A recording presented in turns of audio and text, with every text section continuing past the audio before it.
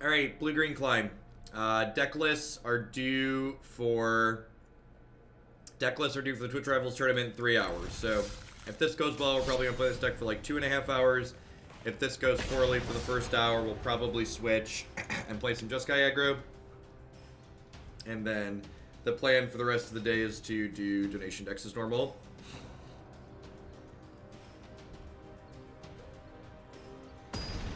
Awesome, Gorluski.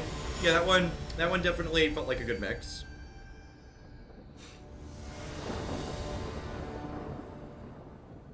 Good mix of control while also having closing power. Easy mulligan. This hand obviously needs a blue source at some point, but pretty reasonable. Perfect, just like we drew it up.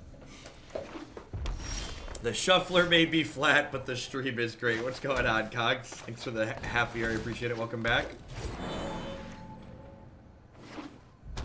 I think I want to play just straight blue-green. I think I just want to play straight blue-green.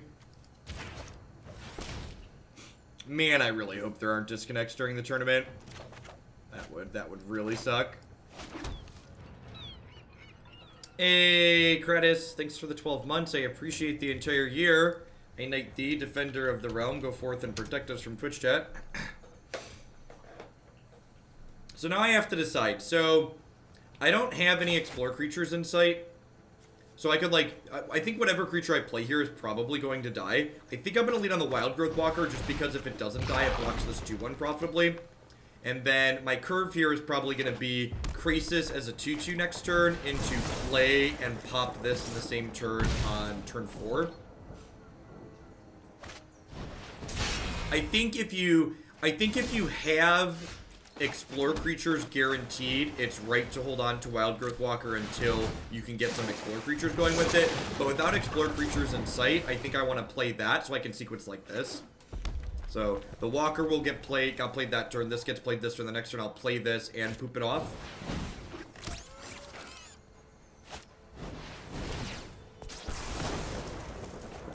Is a 4/4 is pretty good in this matchup overall. Yep.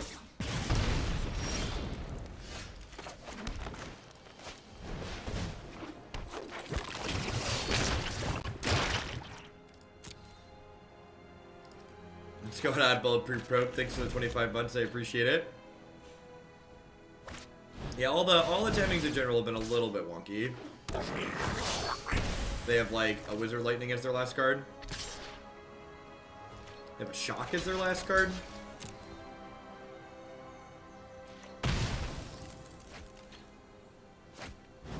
Sure.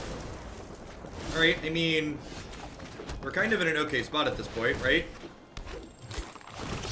I always start at this time, it's just usually we do Magic Online to start the day. So, like, I'm stabilizing at 8, basically, if they attack with both of these. And, like, yeah, like, they just don't really have good attacks here. Because, like, I just have endless 4/4s at this point. Well, virtually endless 4/4s. And now, I get to do this into this.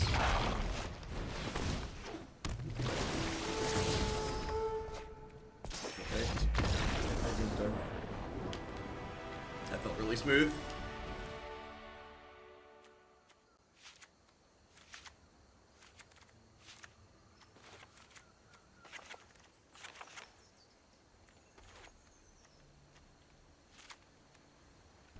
So I think this is my game plan.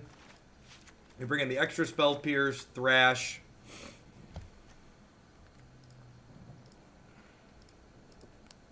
We got 29 creatures. I think I want to bring in 1 Negate in addition to Spell Pierce and trim the third Krasis. Climb equals Hadana's Climb. This is the namesake card that I'm boarding out here against the aggro deck. You actually board Climb out a lot. It's just the notable thing in the deck, so that's what you name it after. Yeah, I think this is fine. I think 4 of these is too many, and Negate has relevant text in this matchup. Yeah, my deck list is due in 3 hours, so we're skipping Modern this morning to test. And then Friday, I'm gonna do all Magic Online. So today will be all Arena testing into donation decks, and then tomorrow is Twitch Rivals, and then Thursday will be the normal schedule, and then Friday will be all Magic Online. And then next week we'll be back to normal.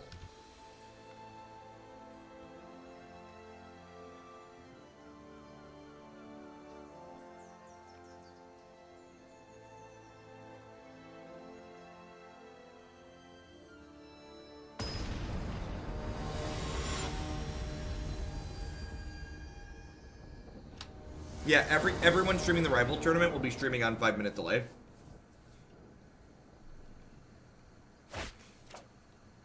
It seems very reasonable.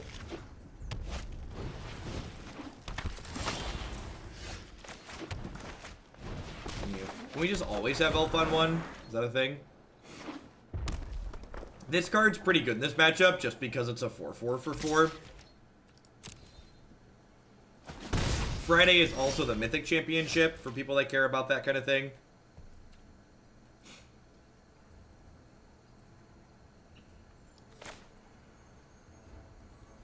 So I have to decide. I don't have. I'm gonna go ahead and play the Excellence Diviner here. If this gets down and it gets a counter on it, the Zegana draws a card next turn, which would be nice. And if they burn a Lightning Strike on this, that seems like a win for me. Yeah, so, like, if they're burning a Lightning Strike here, and then, like, next turn I play a 4/4 Zegana, and then the following turn I, like, play and poof this, and then, like, have 4/4 Krasis after that. So, like, we're just gonna play 4/4s every turn for the rest of the game. Unless they Goblin Chain Whirler me here.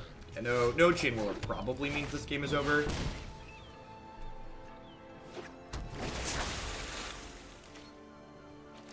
Yeah, I am super into playing any variations of Gates. Deck seems really sweet.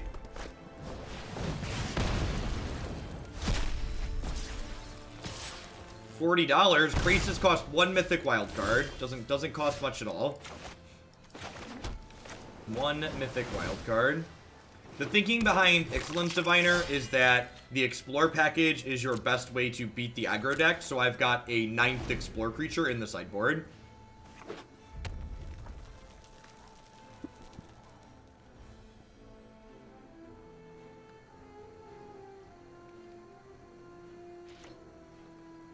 Nah, Tooth and Nail's a deck that's just too clunky and average. So I'm going to go ahead and block here first. And then I'm going to go ahead and activate this. And they're probably going to kill it in response to the Adapt. But with my sequencing here, how I've blocked first, they now don't get to hit me with their creature for the turn. So we're denying them points of damage. And then this turn, I get to go ahead and do this for... Actually, because I drew the Elf, I'm actually going to play Elf and then play Growth Chamber Guardian again. And then next turn I can Krasis for 6, which is like pretty good. Getting Krasis out of Lava Coil range is fantastic. And we'll run back the same line this turn. A Chain Whirler kind of sucks, but outside of Chain Whirler, we're in like a very good spot here.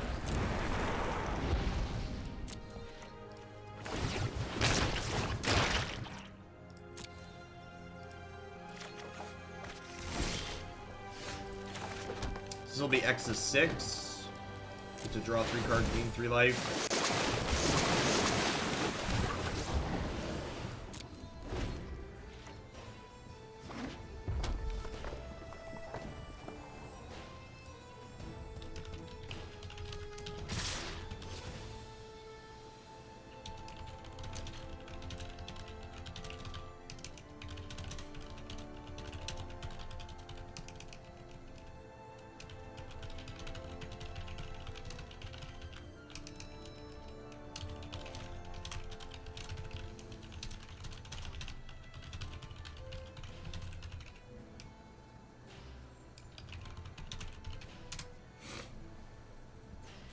Yeah, that's exactly right, Burgle. Sorry, I was adding a command. So, we're going to take 4 here because our health total is so high. And then next turn, I can start blocking while holding up Negate since I have Negate. If I didn't draw the Negate here, I'd call right away and just ship it in. But because I drew the Negate, I think it's right to wait.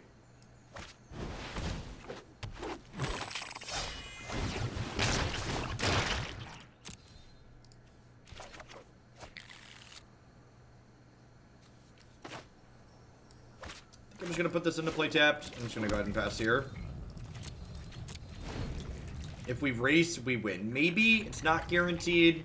I feel like my deck has such such bigger top decks in it that I'd much rather just, like, wait and be conservative with the Negate. If I didn't have the Negate, I'd probably pivot and try to race. But because I have the Negate, I think it's right to do this. Honestly, I wonder if I'm supposed to bring in more than one Negate in this matchup. That's pretty unfortunate. Alright, so we're hoping to draw another Krasis or an Explorer creature here. That's a land.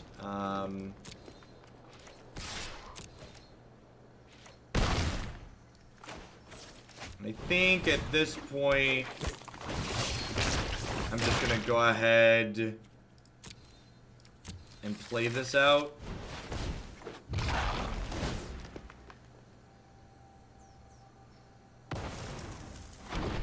It definitely could have gone worse for me. Draw another Phoenix.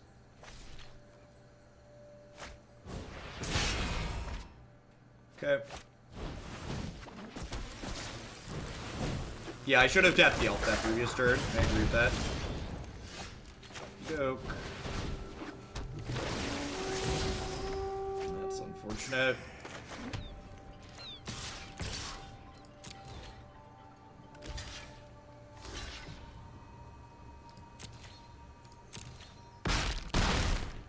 Small mistake on their part. They definitely should have blocked with this and kept one of their 2/2s. Probably doesn't matter in the grand scheme of things.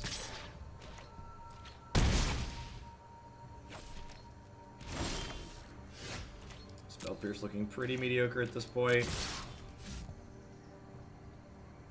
So if I attack with everything and they chump block here. So this attack leaves me dead to a shock. But it also means that they just have one blocker next turn, they're still dead. So I think I'm supposed to attack with everything here. This leaves me dead to Pyromancer and Shock, but and 3 damage spells. But I think it's right to leave them dead on board. Dead on board through one blocker. Sorry. And like we drew a lot of lands this game, and we're like still playing a game of Magic. Just like Growth Chamber Guardian has been completely absurd in these games.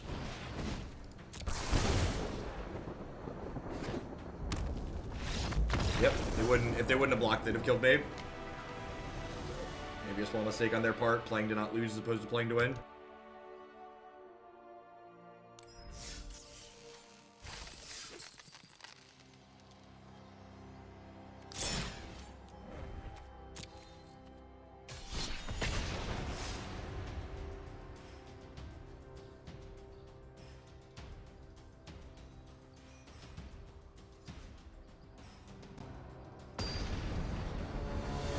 Thank you, Punchworthy. Beat me to it.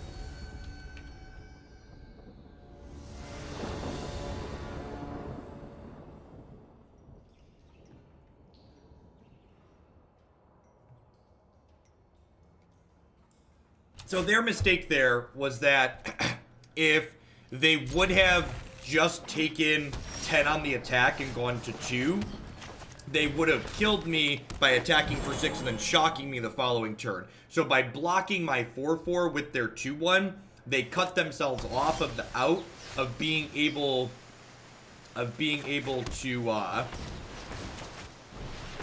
they cut themselves off of the out of drawing a burn spell to kill me the following turn.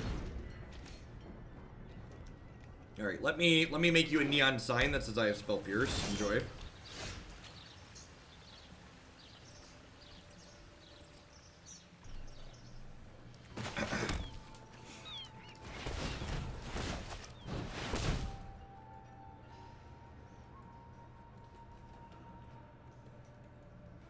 So the Gates deck doesn't really care about Wildgrowth Walker's ability to gain life. However, Wildgrowth Walker getting bigger is a pretty good start here. We're going to have 2, hopefully 3 or 4 power creatures here.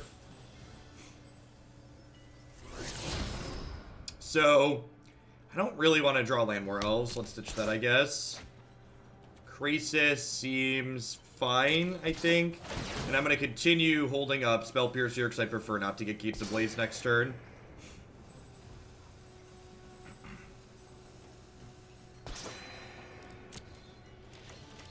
Let's go ahead and smack him for 3, down to 17.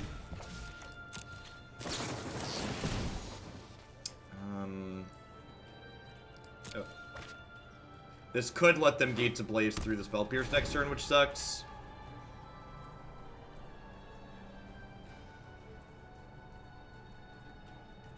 At least it doesn't kill Wildgrowth Walker. And at this point, I'm just going to go ahead and get the Spell Pierce used.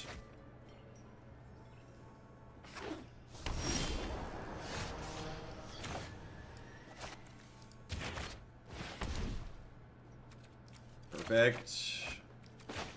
So again, we don't really care about our health total in this matchup, so let's shock this in so I can attack with the Llanowar Elf. I'll put that right back where it is. I'm going to attack for 10 here, and now they're on, like, Gates Ablaze or Bust. And even if they have Gates Ablaze, I, like, keep my 5/7.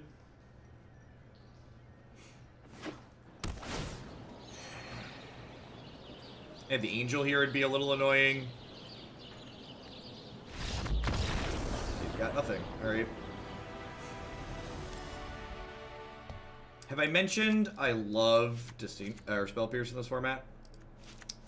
I feel like I haven't mentioned that enough recently. Alright, so... I think Bronte's probably fine. I think Frilled Mystic is good. I think Spell Pierce and Negate are great. There is one Spell Pierce in the main, Marty. I've got one cheeky Spell Pierce. I was sick of drawing 2 of them when they're not good, but drawing 1 when it's not good is probably fine. I wonder if this is a matchup where I just cut all my creases. Anytime the game's going long enough for this to be relevant, I'm probably not winning, right?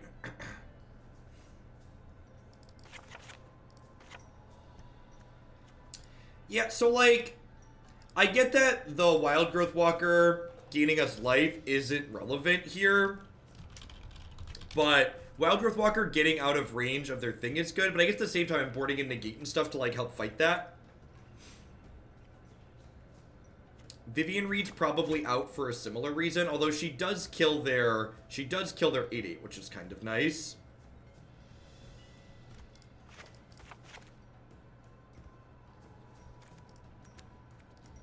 Give this a try. I think I'm gonna give this a try.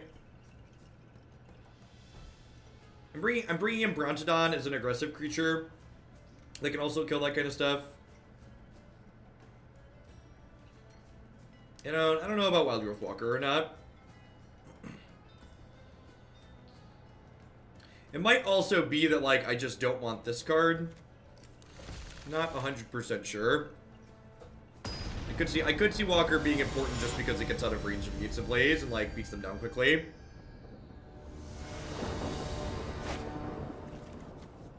Sounds fine. That's a fantastic draw.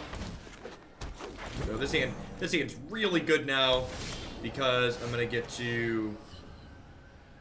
I think I just go Jadelight here so I don't get blown out by a Gates Ablaze next turn.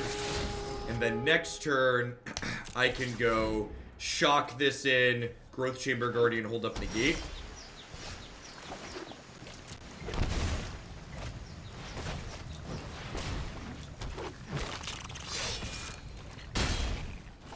Because we're not going to win a long game. So leaving in cards to help you win the long game in this matchup, I think shows a fundamental misunderstanding of role assessment as far as the matchup is concerned.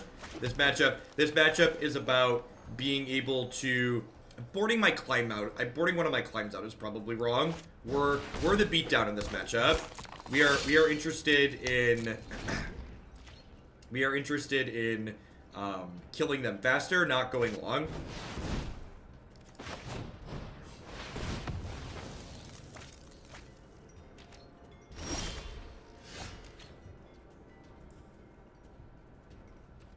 No, it's a 4/4 for 4 that turns into an 8/8 shortly after. Zegana is not a long game card. Zegana is a card that kills them dead very quickly.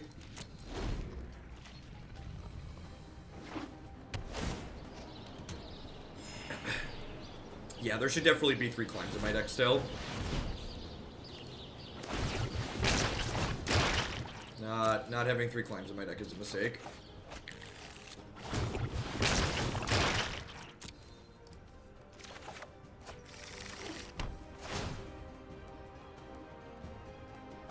Gatebreaker Ram's definitely their most important early play in this matchup.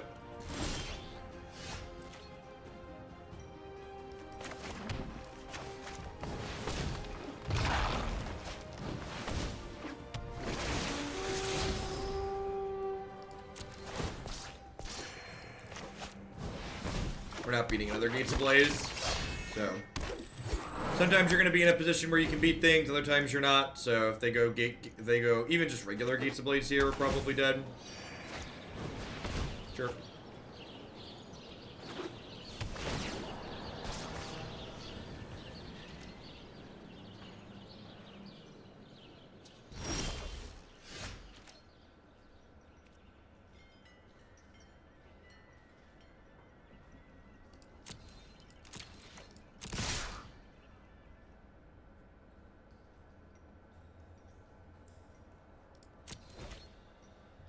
No, I only accept money that can pay my mortgage.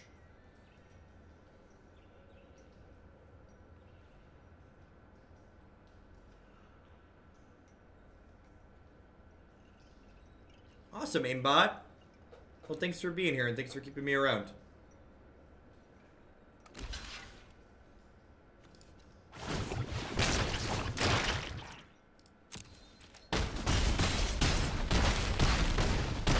Bits very directly pay my mortgage. Bits turn into a check from Twitch every single month. Maybe I should have, I think maybe I should have left this elf back and used this to shoot this. I think that was a mistake. I gave them an extra draw to a Gates Ablaze here. I think that was wrong on my part.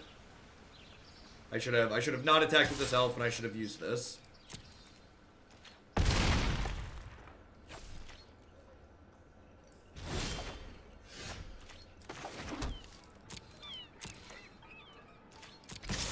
Yeah, I think it's 1,200, they said.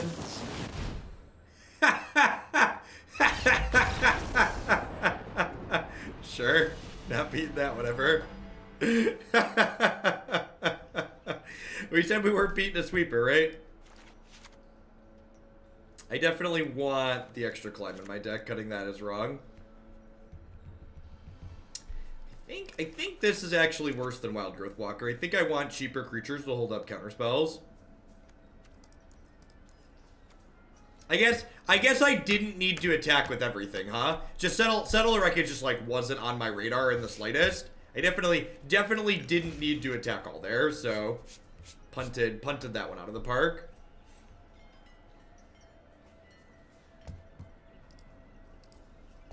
And see, look, at the end of the day, that's what I'm looking for here, right? I'm looking to learn stuff from my matches. Although tomorrow in the Twitch rival tournament, deck lists are public, so I won't get blown out by anything like that. Like, I'll know what we're playing around. Yeah, Twitch sends me a direct deposit every month. Perfect. This 5's actually very good. So, I think our deck definitely would have won that second game if I'd have played a little better. Hey, what's going on, gamer? Thanks for the 8 months. I appreciate it. Welcome back. What am I playing tomorrow? When I know, when I know, you all will know.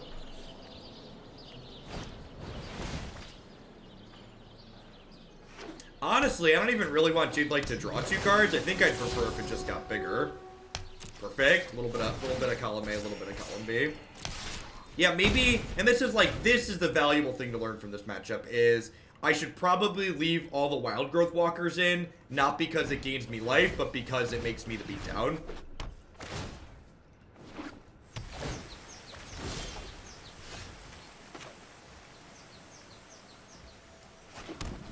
I think I just do this, right? And then crack them for 8. I could play Brontodon, kill this, but I think it's right to just get in here.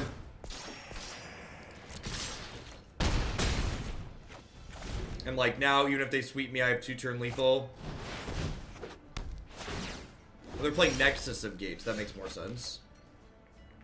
Am I in a position where I can beat... Settle the Wreckage? I think I am, actually.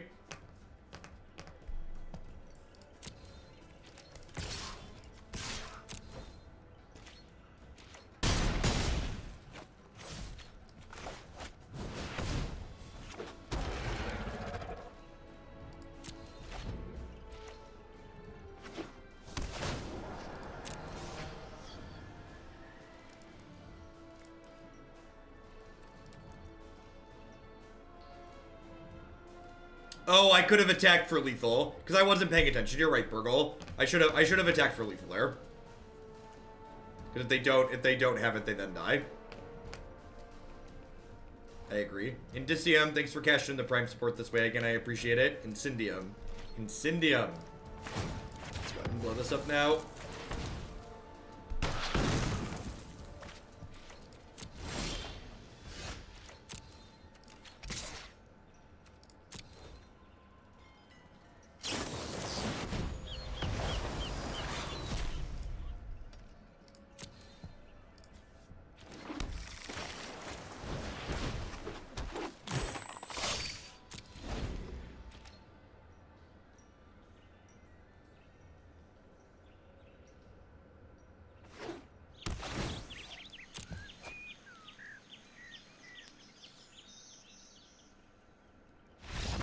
I think Wildgrowth Walker won us that game. There's probably a good chance they have Gates Ablaze.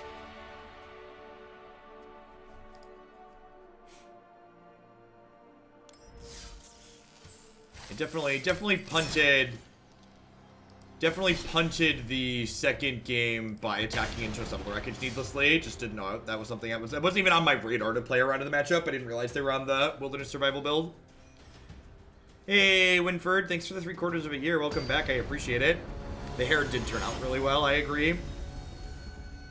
Yeah, I think you're right, Burgle. And honestly, it might even be so good that I bring in Ixalan's Diviner just to make it better in the matchup.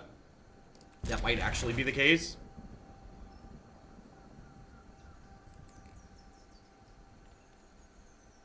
It is a mistake. It is a thing to, like, have on my radar. But like I said, tomorrow there won't be any surprises. I'll know when I need to play around Subtle, if at all.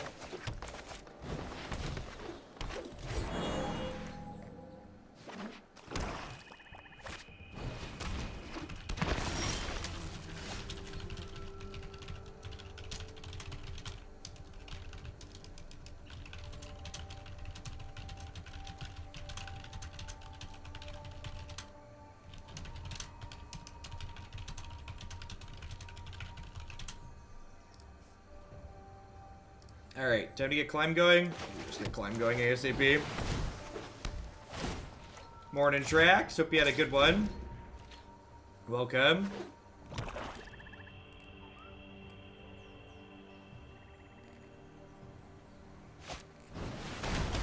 Deal.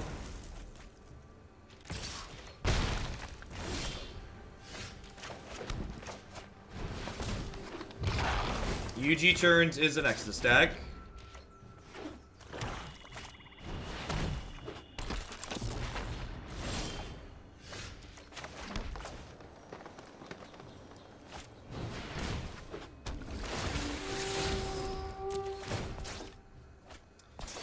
I think I just want to flip this climb over ASAP.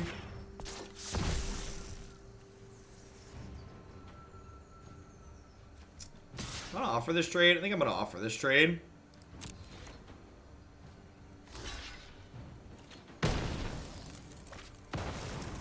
Okay with that.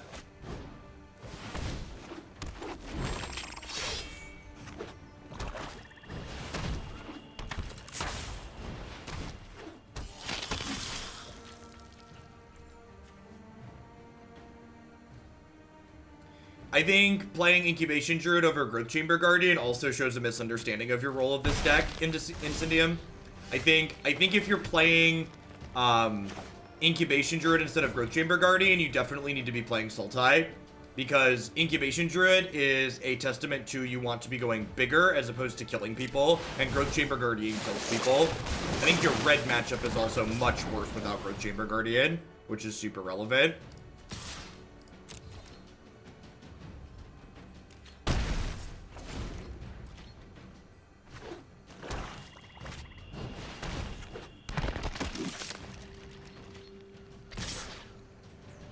I agree. To set a bar that's low, the pink turned out better than I was expecting. Trade this here, eat here, take 2. And then Growth Chamber Guardian is just like, this is just gonna like show the power of Growth Chamber Guardian again, right? Like, we're just gonna like assemble an army. Army in a can, please.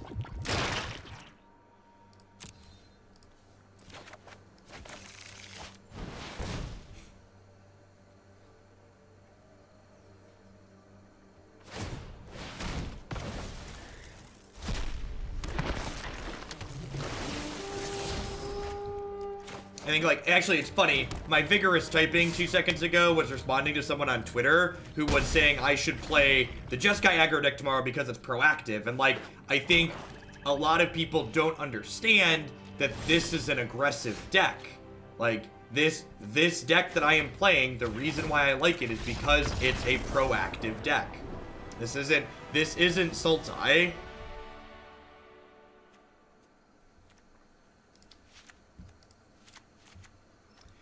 I want you to be proud of me, Burgle. I typed my response to the person I was responding to. I read it back to myself, and I realized it was condescending, so I backspaced it and I removed the condescending part.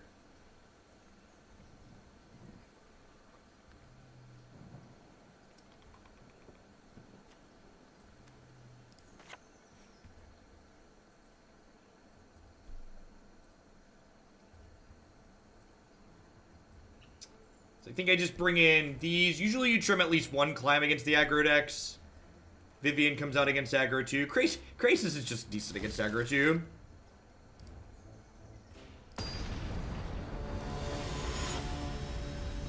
I think that's a misunderstanding a lot of people have, and like that's the difference between this deck and Sultai. Like, we tried the Sultai build, and I just really don't want to get into these long, grindy mirrors. And, like, while this deck does have some kind of comeback mechanic with the Krasis in the longer games, this deck isn't a long, grindy deck the same way Sultai is.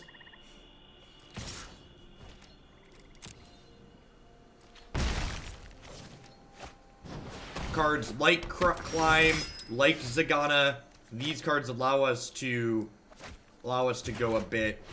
allow us to be aggressive. Huh. So I wasn't sure. So I didn't just play the Jadelight Ranger this turn because if the Incubation hit a Wildgrowth Walker, I wanted to play my Explorer creatures out after the Incubation. Also, can we pour one out for my buddy the 1/4 here?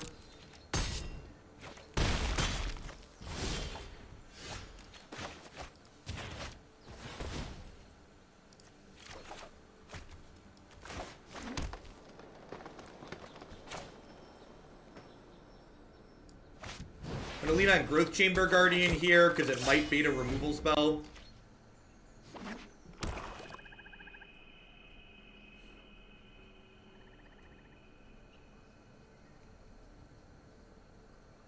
Thanks, Jockey. I appreciate it. With the Wildgrowth Walker, I could definitely afford to just take 4 here, I think.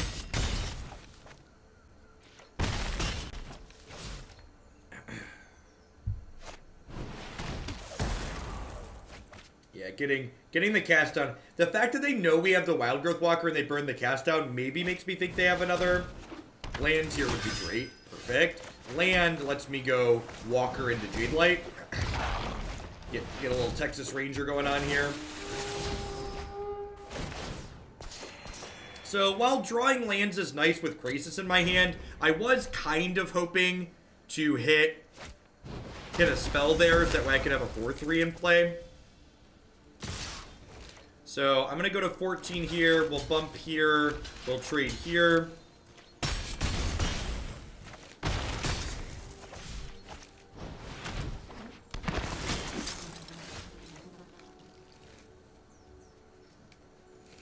So I can play Krasis out as a 4/4 this turn, which seems worthwhile.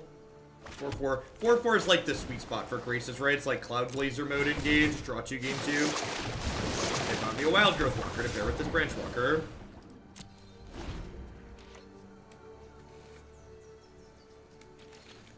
I think Deckmaster clear, maybe? Let me restart Deckmaster. The preview was messed up.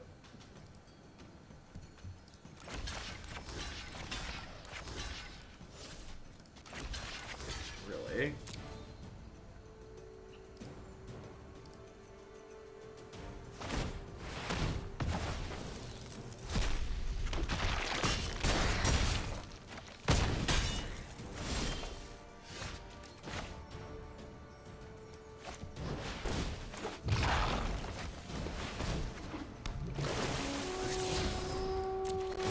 Hey, look, 3 4/4s.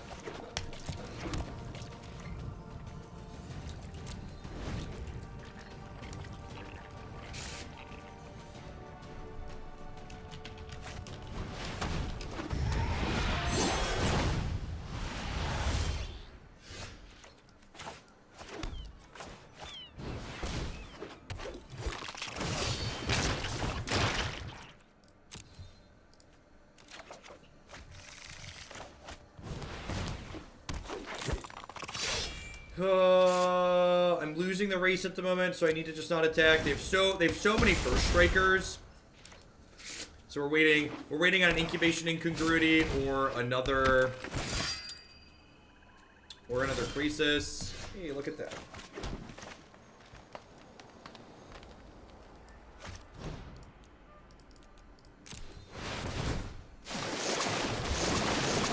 Alright, are we done here?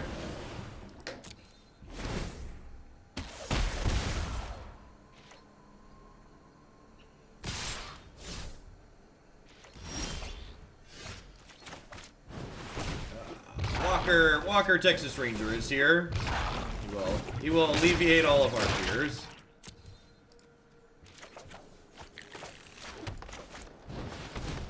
Trigger. Triggers.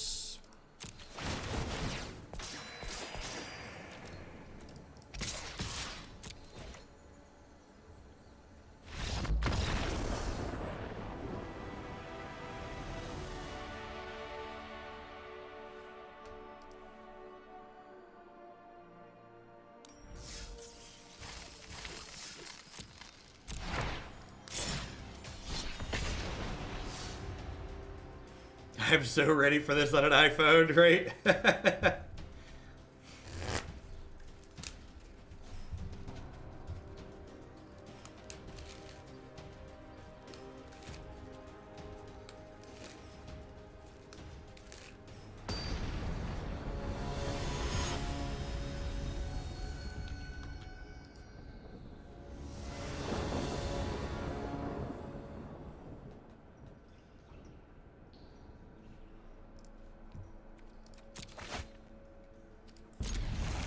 This hand's pretty good.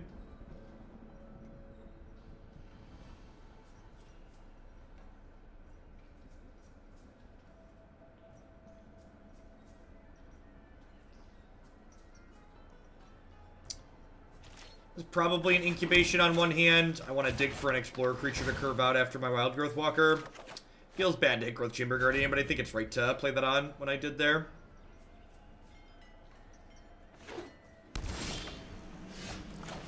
Right on time, little Llanowar Elves.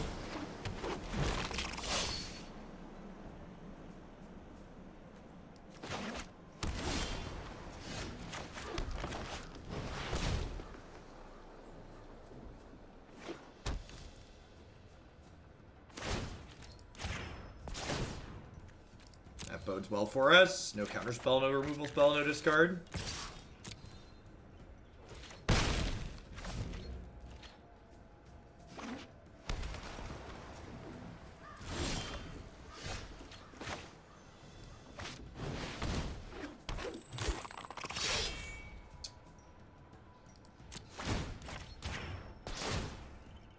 So I'm gonna go ahead and play around Kaya's Wrath here and not play another creature out and just attack for 4.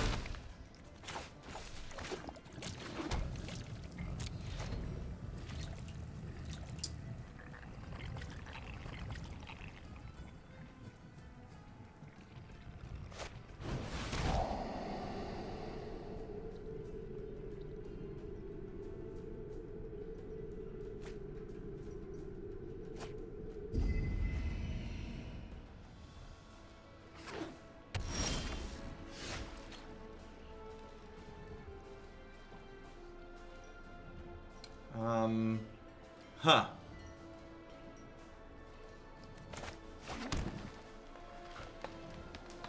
Oh yeah, we're one point short. I could deal 12 this turn. Yeah, I think we just put him to 1, so that way everything's lethal, right?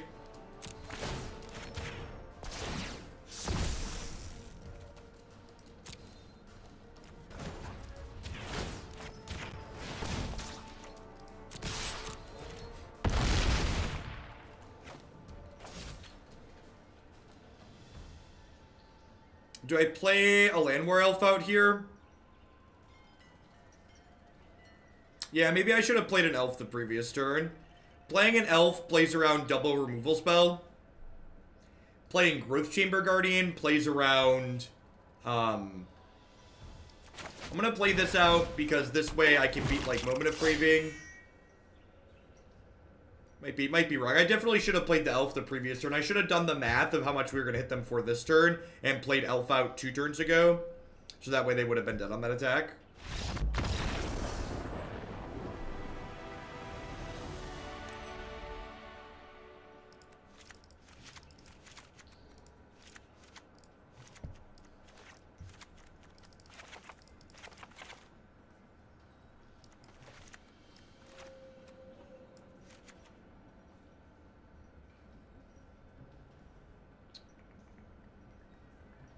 Hey, Mike of mine, thanks for the 12 months.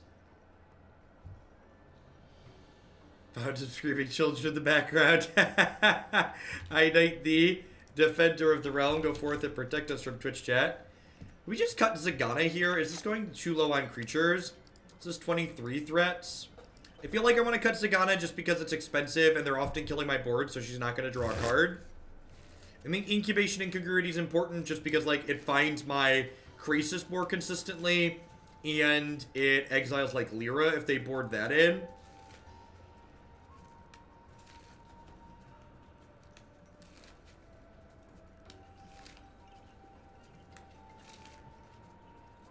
So the reason why we cut Climb is because Climb is not pressure on its own.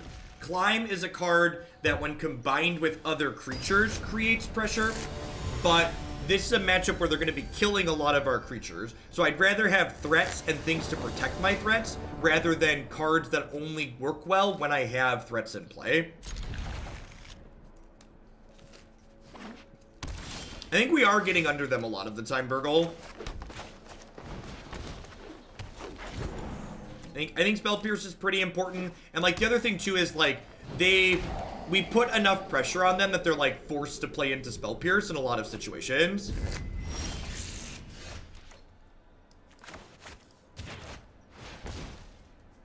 Frilled Mystic sounds loverly.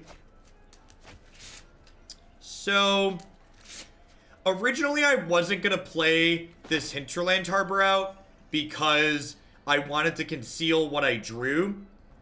But because we hit Frilled Mystic, I want to leave myself the ability to draw another blue source and hold up Frilled Mystic next turn. Because if they, like, play a third land and pass, holding up Absorb, I don't want to jam Vivien Reid into a counterspell next turn. And I think it's probably right to Incubation again here.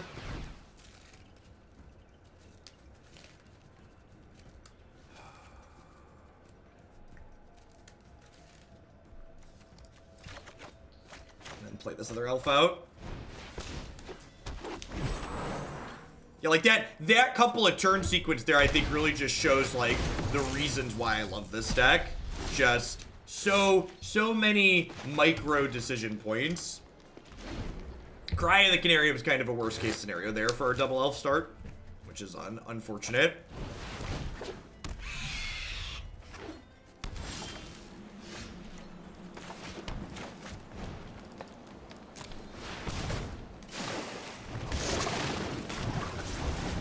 Cry and Thief of Sanity in against us is interesting.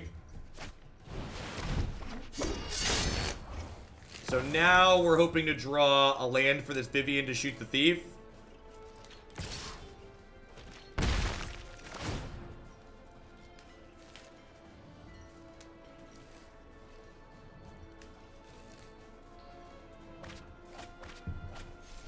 If we don't draw land, I'm probably going to concede. I don't think we're going to power through this Thief otherwise. Land being a blue source too is A+. So let's do this, shoot this. Let's feel the wrath of Scala. We're maybe in an okay enough spot here that we could be fine. They do get to kill Vivien with the Hostage Taker and then Krasis for 4. Not dead yet.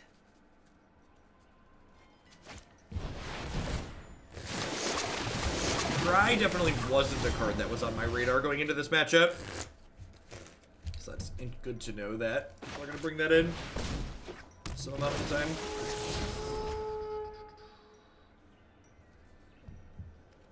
It's probably fine. Oh, I forgot to play my land for the turn.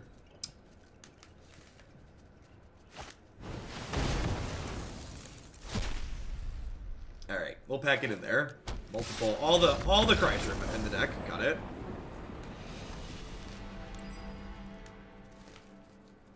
Yeah, the cries definitely came at opportune moments. You definitely want Disdainful Stroke if they're on the hostage taker plan. I don't think I want to change anything. I don't think Harpooner's good enough, even with them having Thief. Fellows, thank you for the 3/4 of a year. I appreciate the continued support. You've just been mostly catching replays. Welcome back.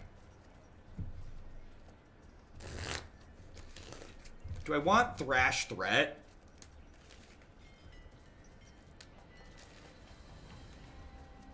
I don't think so. I think even with Cry, I'm still pretty in on the elf plan. I just need to be more... The Cry, knowing Cries are there makes me more conscious of when I want to floop off my Growth Chamber Guardians. I want to do that a little bit more proactively so they don't get caught up in their pseudo sweepers. Yeah, I don't think Walker's good enough even with Cry. Cry could be a reason to leave Hadana's Climb in my deck just because that gets my things up out of range. Frilled Mystic also gets better on the play, though, because it gets to counter stuff sooner, which is nice. Seems pretty reasonable. Oh, it doesn't have... I just assumed I can play the Elf on 1. This game does not play Elf on 1. Or double Elf on 2, which is awkward.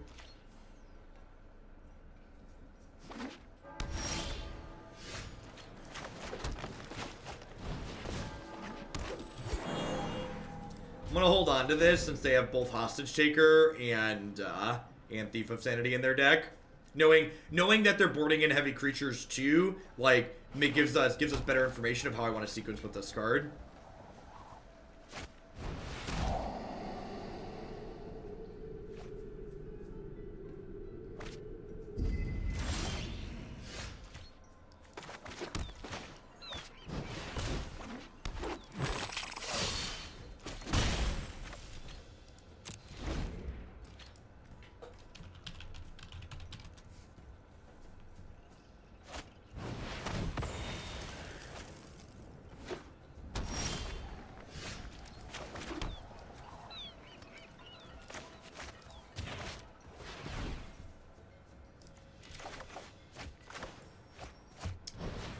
If they have Cry next turn, I'm gonna be sad.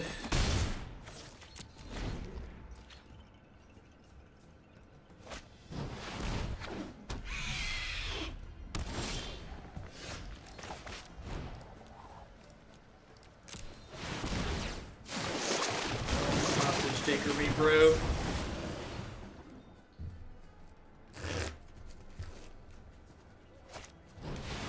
Yeah, I'm not sure we can beat this perfect curve ever. Yeah. Don't really have the tools to be able to be competitive against these draws. I can Disdainful Stroke the Krasis next turn, but this is still just hitting me.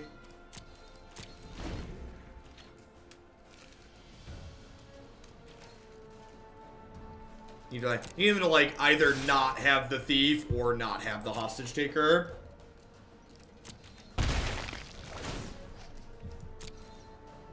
I really don't understand why people play Esper Control.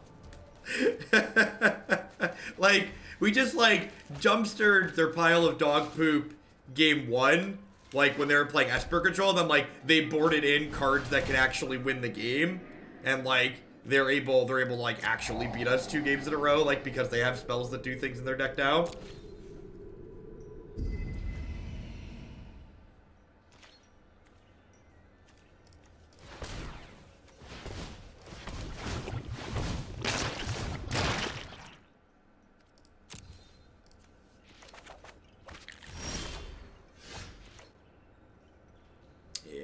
landed here.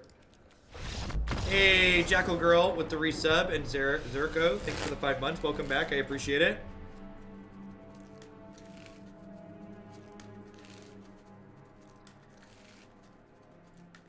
Now, the rest of their cards seem to indicate that they're on Esper control.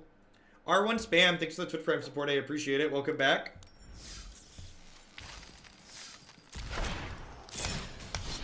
I don't know, everybody, all the good players seem to be playing Esper control, and like, whenever anybody's on the Esper control plan, I just like dumpster them with whatever deck we're playing, and like, when I lose to Esper control, it usually involves a bunch of Hostage Takers and Thief of Sanities onto the sideboard.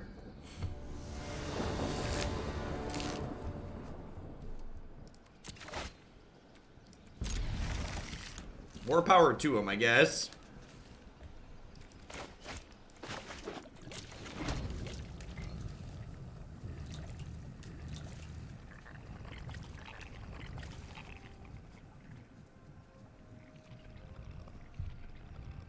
Vassal of Hoaglandia, thank you for the 3/4 of a year. Welcome back. I don't really know if I have good tools to counter that post sideboard. Like, it's all a guessing game, right? So like, and maybe that's why Esper control is good, because you get to play the guessing game post sideboard. Like, if I sideboard to beat Thieves of Sanities and Hostage Takers, what if I play against someone who doesn't have Thieves of Sanities and Hostage Takers, and then like I have a bunch of Lava Coils or removal spells in my deck that just like don't do anything at that point?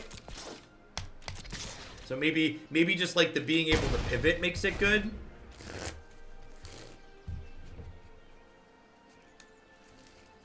And I'm supposed to ditch the other Jadelight Ranger there. In the face of Pitless Pontiff, if they have a bunch of token producers, it's not going to be great.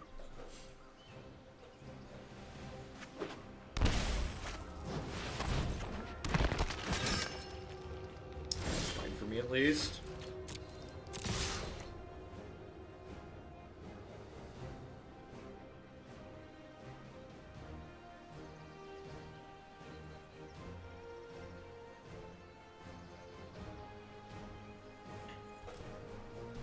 I mean, you could maybe argue I just board in Harpooner. I've got 2 Harpooners in my sideboard. Harpooner's definitely better than Crushing Canopy would be in that matchup, because Harpooner's a 3/2 for 2 in the event they don't have their stuff going on.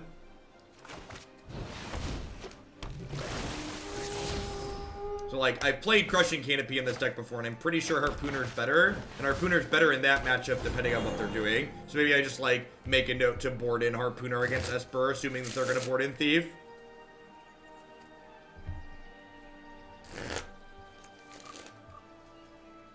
So they've got a bunch of cards, and we don't really have that many spells left, so we're basically, like, hoping to draw a Vivien or a Krasis at this point. God bless you, little Krasis.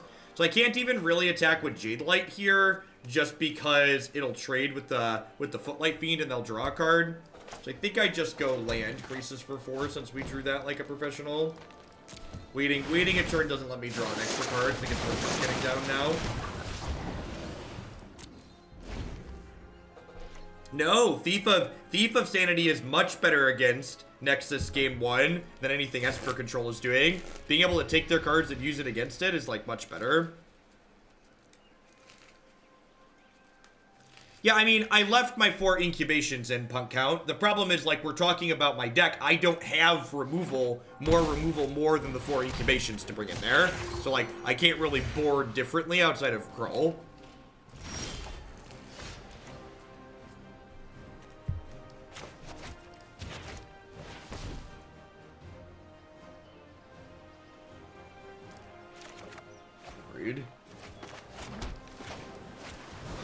I guess I should have played a tapped land here. I think I'm going to hold on to this Incongruity, probably to exile their Midnight Reaper.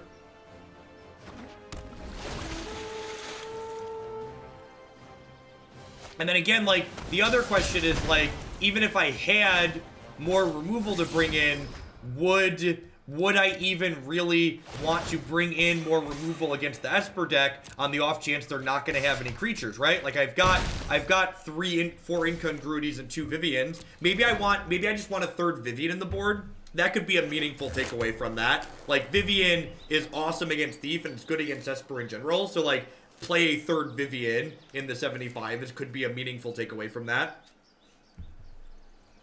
It's a way to deal with Thief, and it is a way to generate card advantage when they don't have Thief. That's why modal cards are so important, right? Just like looking for cards that are like good even when they're not amazing. Alright, so they're gaining 3 on this attack.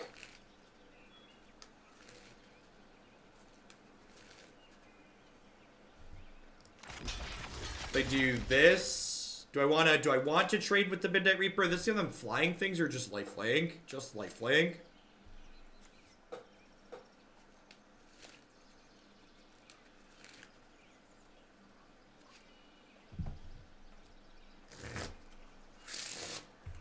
Yeah, climb is potentially lethal. I probably just want to take this hit. This is only 7, 8, 9, 10, 11, 12, 13. I probably just don't want to let them draw cards, and I don't want to let them kill my creatures. So, I think I just do this, so that way they're dead through a removal spell.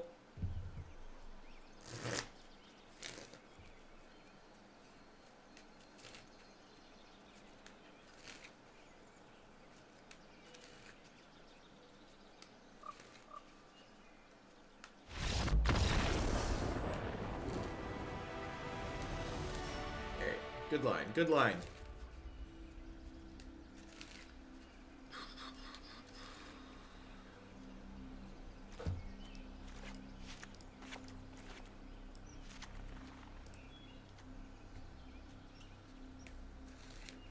Yeah, I don't know if I want Thresh Threat in that matchup, Burgle. So, it could be worth noting too that like, do I wanna play the Teamer version with giant worms? Because worm is a really good solution to the hostage taker Thief of Sanity problem. I was gonna ask why your frame was purple, then I remembered pink and I'm colorblind. What's going on, Frag? Thanks for the 12 months. They're kind of aggressive. I think I just want the extra Diviner. I probably don't mind Thrash Threat here either.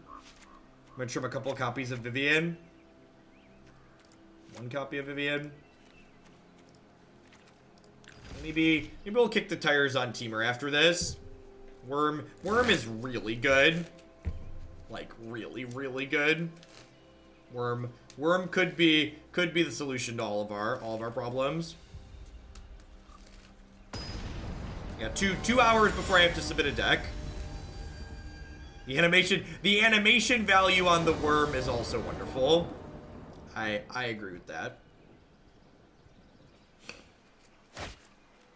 Worm has good animation EV. So this hand doesn't look amazing, but if this is a 2-drop, it's probably fine. So I'm gonna keep.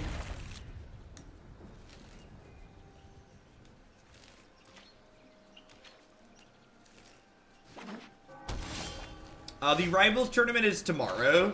Deck lists are due 24 hours in advance, so they can have them for coverage stuff, I believe. Growth Chamber Guardian's excellent, because it gives me something to do on 2 and something to do on 3. Yeah, I ended up cutting Sleep. Sleep was a card that I just wasn't happy with after I played more games with it. After playing more matches against Sultai, Sleep was not a card I was happy to be drawing.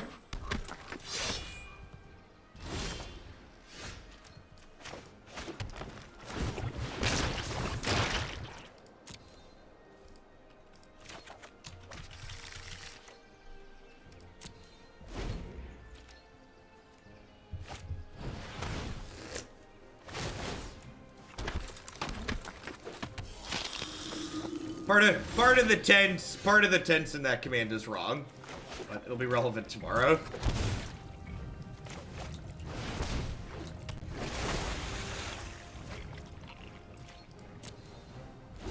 Yeah, looks like they're playing Mardu Hero. Maybe I'm supposed to thrash a hero there. Probably supposed to thrash a hero there.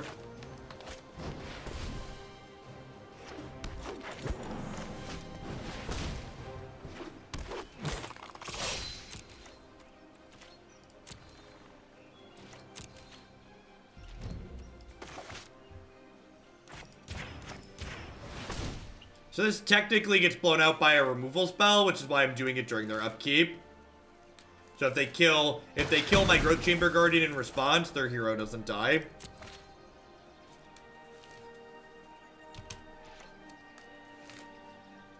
Tournament starts at 11 a.m. Cornfield time, so I'll be starting late tomorrow.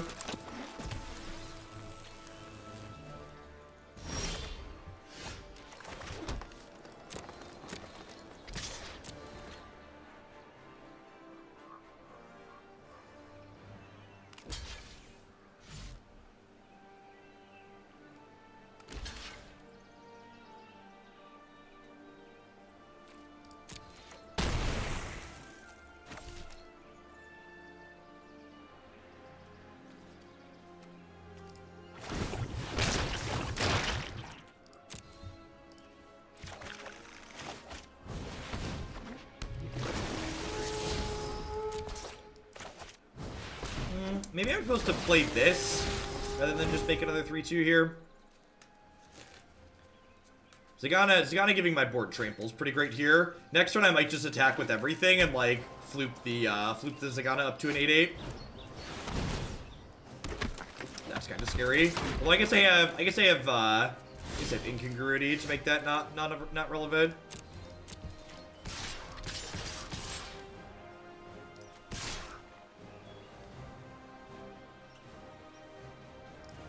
I'm gonna leave her at home. Let's attack like this. All these things have trample thanks to Zegana. Hey, Pithy, thanks for the 5 months. Welcome back. I appreciate it.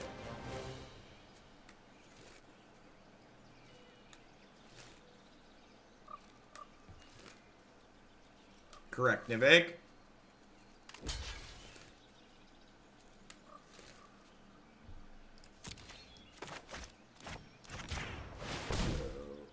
Exile her, have a frog. They're gonna take 2, 3, 11 here.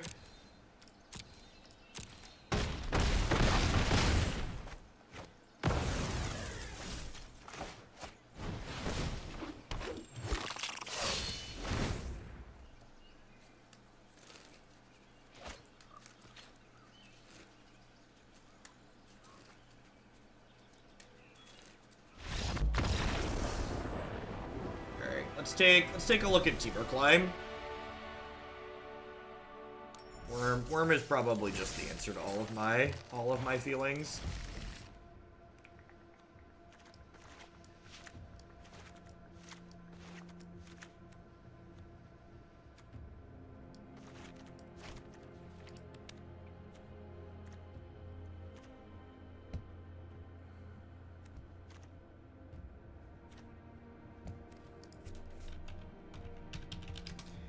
I miss Zegana in this build.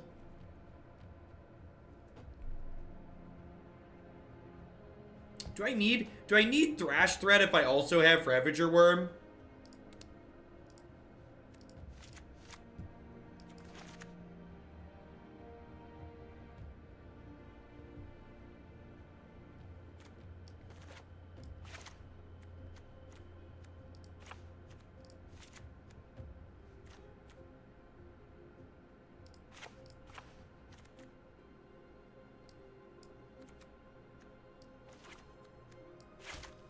Good game, Sags. Yeah, Mardu Hero's a little rough in general.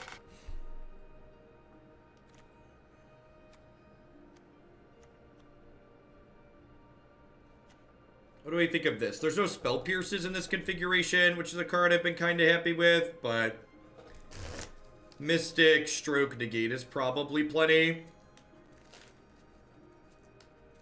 Hey, Chewy, thanks for the 3 months. I appreciate that. Welcome back. Thanks for keeping me around.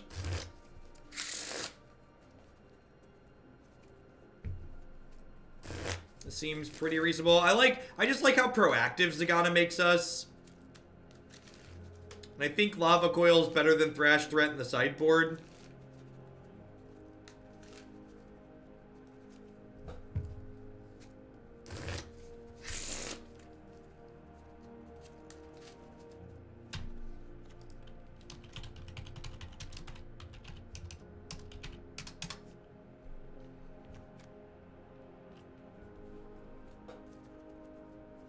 Yeah, Vivien in this only sideboard could be reasonable. I kind of want 3 Viviens in the 75 though, and I don't know that I have a good cut for her. Maybe just 2 Viviens is fine.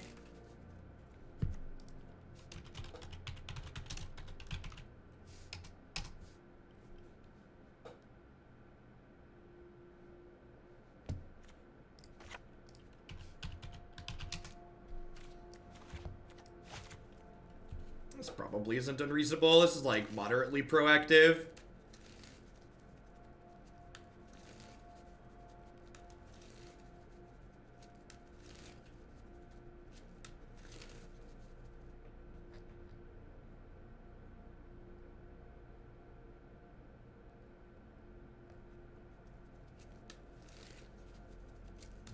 This is probably fine.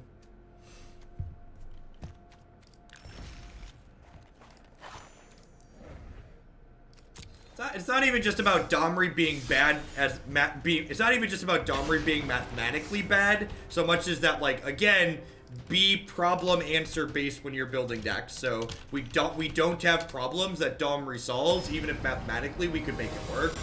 So, like, before you even get to the part where Domri's dog poop from a mathematical, statistical standpoint, like, he actually just doesn't solve any problems that we have.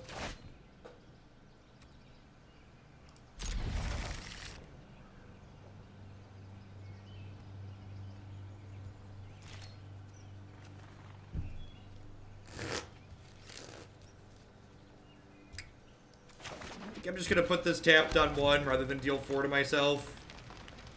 If we had a 3rd land, we should be good to go. Alright, I'm gonna play this and play a land tapped here against a red start.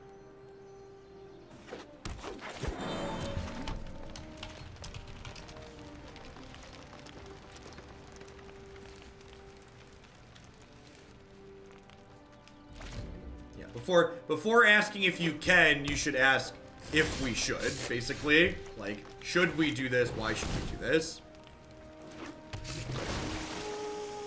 No, we have 2 hours before deck lists are due for tomorrow. Alright, now I'm gonna go ahead and dig with this. Probably look for Wildgrowth Walker. There's a lot of choices.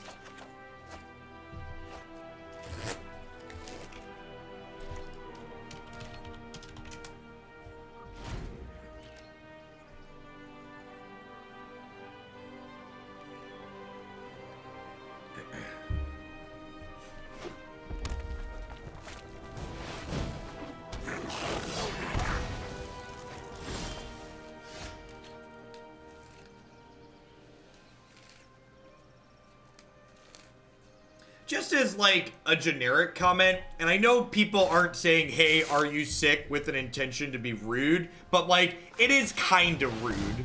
It's just, like, when you're sick, you know you're sick, and, like, people, like, poking at you and saying, hey, are you sick, hey, are you sick? Like, remember when you come in and, like, ask a question like that? Like, you're probably the 100th person to ask a question like that, and just, like, consider, like, does this question add value to the stream? Like, is it really positive? Like, if someone is actually sick, they probably don't love being reminded of the fact that they don't feel great every 30 minutes. And if they're not sick, like, well, you're then insulting them kind of by saying, like, hey, you sound bad today. It's like, it's a low upside play, right? Are you pregnant? No, just fat. It's like, oh, or like, oh, you're pregnant. Oh, now you talk about, like, it's like low upside play. It is similar. I think it is kind of similar. Just like low upside. All right, so do I play this Wildgrowth Walker into a Lightning Strike? Yeah, probably.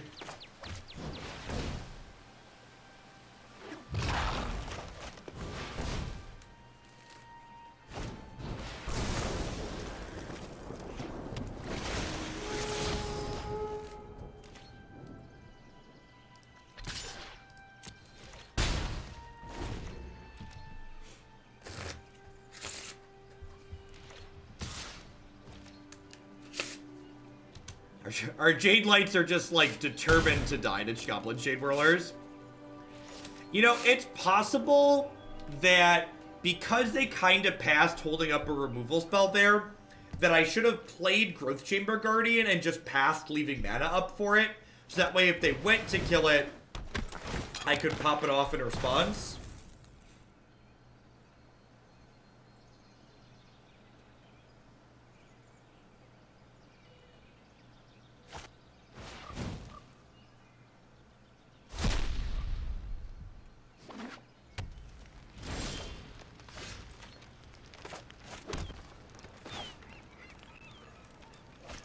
Driving in my worm, beep beep. Hope no one wrecks into me. This card's good. I should probably play Teamer tomorrow. The worm is so good. It is unreasonable how good the worm is.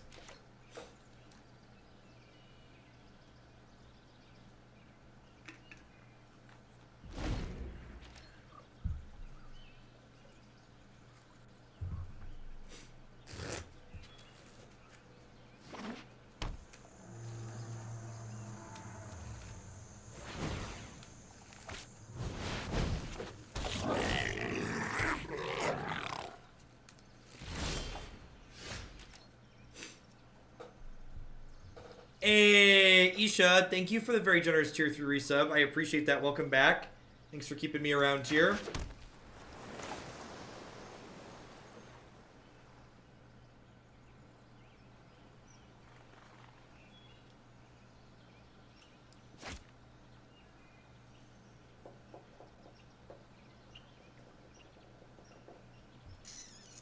What do I want to do? What do I want to do? I think it's Growth Chamber plus Climb here. I think Growth Chamber plus Climb is the answer.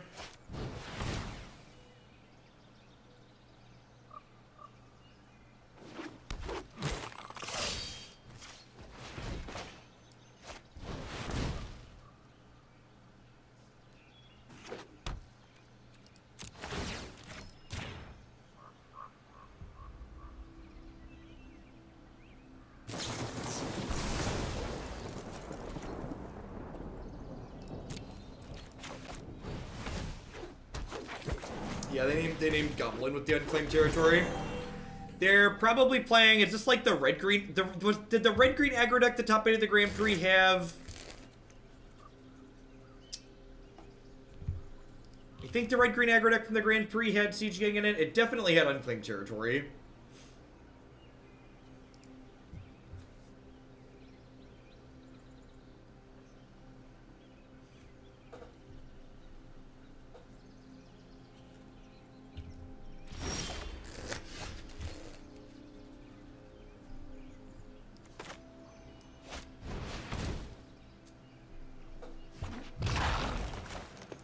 Yep, yeah, I'll be playing in the Twitch Rivals tournament tomorrow. Oh, yeah. That one can stay right there. They want to throw 2 goblins at this, be my guest.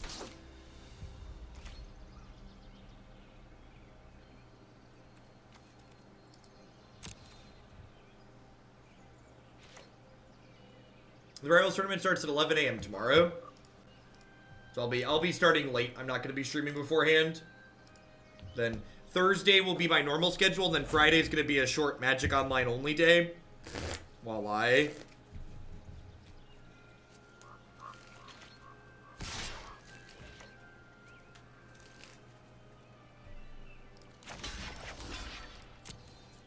So they can throw 2 goblins at this walker.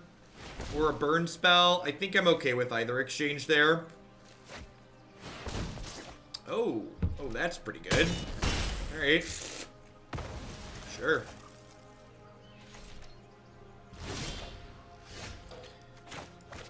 Nothing in my worm, beep beep.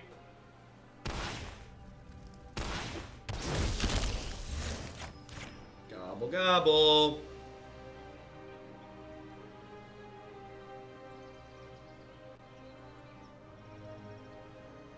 Real question, is 3 worms too many? I wonder if 3 worms is too many.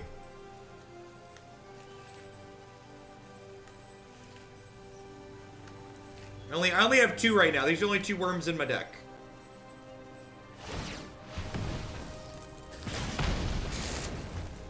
I'm pretty confident I don't want 4. I'm pretty confident I don't want 4 worms, but I might want a third.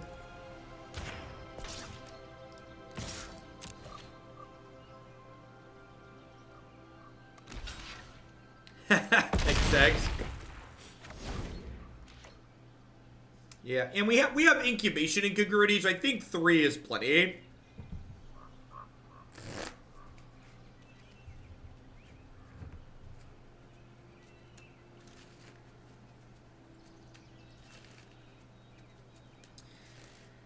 Yeah, maybe Zegana. Is it nuts to...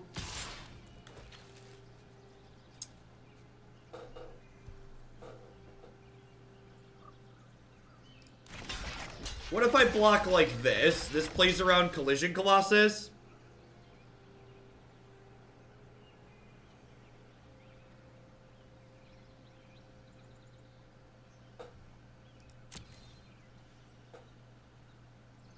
This means they need more than just Colossus, because if they Colossus, my Jadelights are so... If they Colossus, they're trading this plus this for the worm.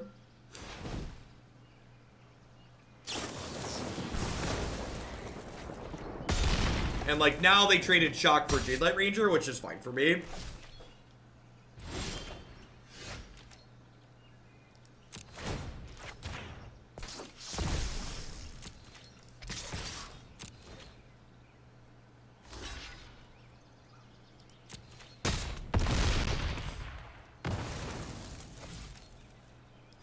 Not that we needed it, but...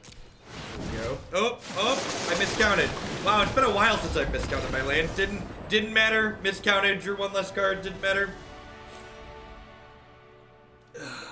Drew too few cards, didn't matter. Yeah, this random Thrash threat could be a third worm. This is definitely a Lava Coil matchup. Is that Climb Out matchup? I wonder if it's a Climb Out matchup. I almost feel like it's a Climb Out. Like, I get that Climb was okay there, but I think, in general, I don't need it in this matchup, and I want to be more defensive than that.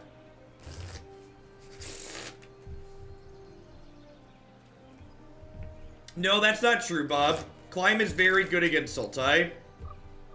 Climb is very, very good against Sultai. I think Climb is good enough in other matchups, game 1, that it's fine to leave in.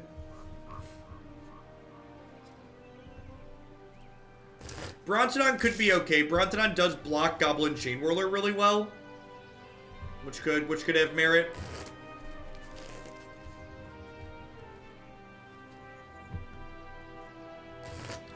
Yeah, I do. I agree, Bob. I think there's like, that's just like good magic theory, right? Just like being proactive in most matchups is good. It's like when Goblin Rabblemaster was legal. Like when I played Teamer Rabblemaster, just like almost every matchup you boarded out Rabblemaster, but it was all like the best card in your deck game 1.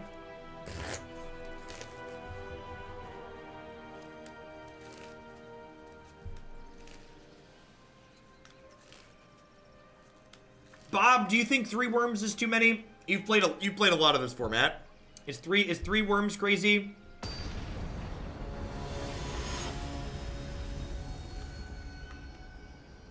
Is this what Jeff is playing tomorrow? Something like that. We're figuring that out. Deck list is due in 1 hour 45.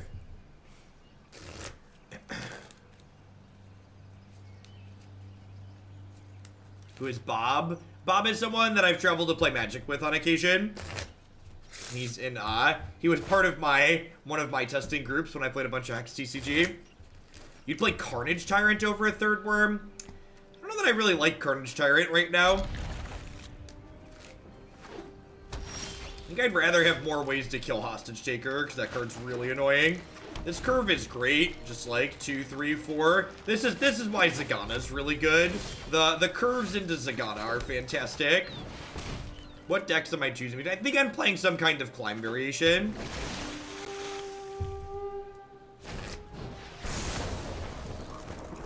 Bob's an old timer. He's been here a while.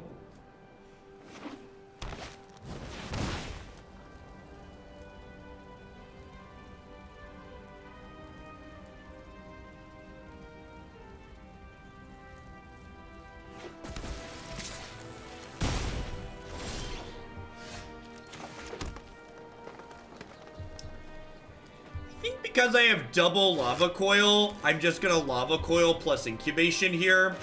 I think I just want to be conservative in the face of removal spells a little bit. And this lets me like Jadelight plus Tapland next turn.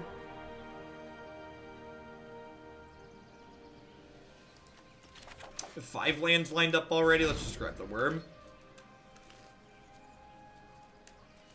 The reason why I don't think we can strictly lean into Incubation as a way to get the Worms going is because in a lot of matches where, like, you want Worm, you, like, also...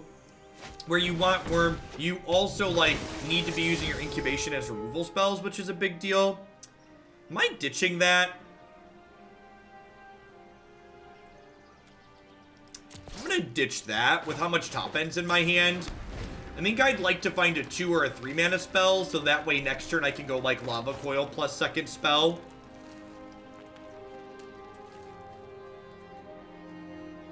And we have plenty of beef, right? I feel like if I'm gonna lose this game, it's gonna be because I can't generate a double spell turn soon enough.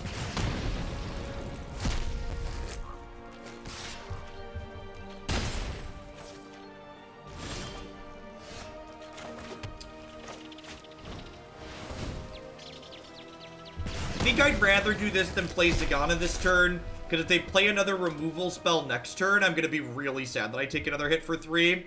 Although maybe just because I have Worm to follow it up and like drew another Krasis, that would be fine. Yeah, maybe I'm just supposed to play a 4/4 that turn.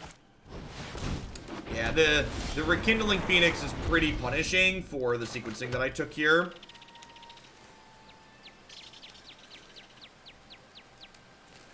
Yeah, my sequencing was bad there. I should have been conservative with the Lava Coil in the face of Rekindling Phoenix deck.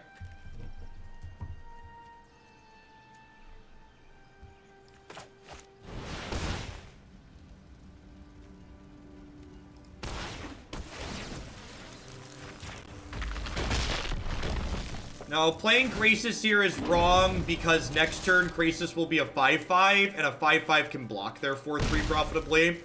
So, I think it's correct to play the Worm this turn, even though it doesn't feel amazing, just because Krasis as a 5/5 is great next turn. So, if we lose this game, it's definitely because I missequenced my removal spells and such. I really dislike Esper Control Mana Tithe. Every time I play it, I wonder why I'm not playing a different deck.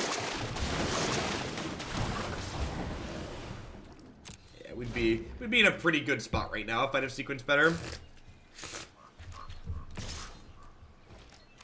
And get collisioned and just die.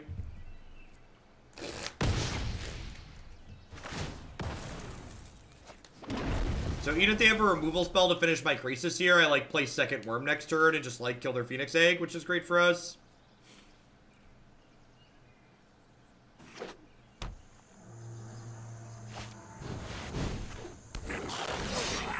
Deal.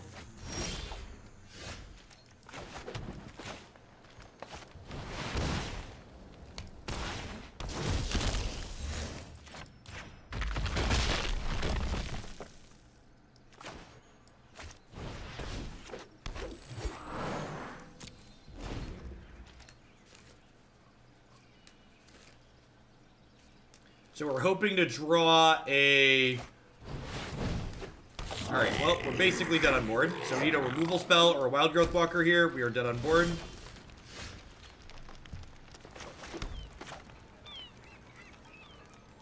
What problem are you solving by adding Cindervines to the deck, Burr? Again, Magic's a game where there's so many combinations of cards you can play in every deck. You shouldn't just play cards because they're in the colors that you're playing. So, the correct way to approach deck building, or deck tuning especially, is to look at your deck and the games you're playing and go, okay, my deck has this problem and I'm solving it by making this change. And I can't think of any problems that this deck has currently that are solved by playing Cindervines. So we lost that game because I played my removal spell on the wrong creature. If I'd have saved the Lava Coil for the Phoenix, I'd have been able to stabilize at a much higher health total, and then just, like, plow through that Siege Gang Commander. The only reason that Siege Gang Commander was good is because it was lethal.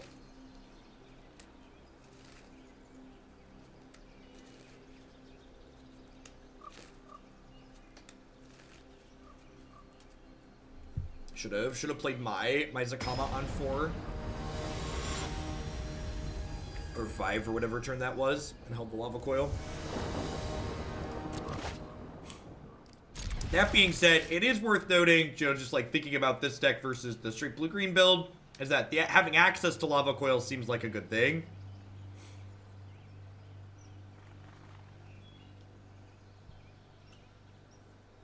And I don't think this deck needs a sweeper. This deck's very good against the decks that go wide, because it has creatures that go very tall, and it goes pseudo wide itself, and it gains life with Wildgrowth Walker. So again, just like, don't just put cards in your deck because you feel bad about something. Think about the matchups that you're playing, and think, okay, what actual issue did I have, and how do I solve it? Like that last game, I didn't lose because Siege Gang Commander went wide. I lost because I used the wrong removal spell, which then, in turn, meant that I didn't have enough health when the Siege Gang Commander came down. So don't make changes to your deck and put worse cards in your deck that you don't need because you made a mistake while you were playing. Don't adjust your deck to make up for when you make play mistakes.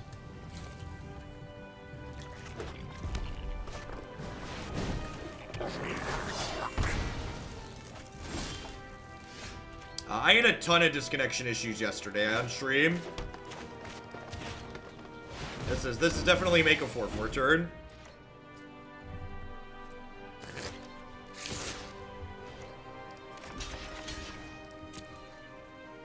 Great, blow me out. First strike creatures with Colossus is kind of OP. Hoping to draw some spells. Hey, that's a spell. No, we'd be pretty sad if that Thrash was a worm. Well, you could probably argue, yeah, this hand still would have been a keep if the Thrash was a worm.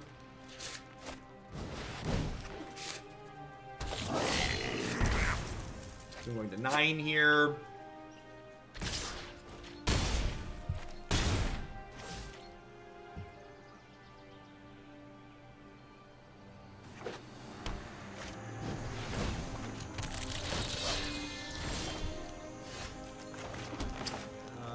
We're not dead on board, but we're pretty close.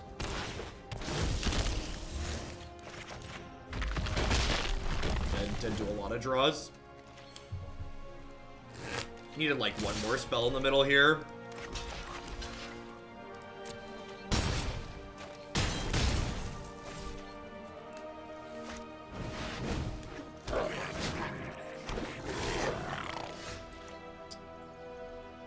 Still just dead. Yep.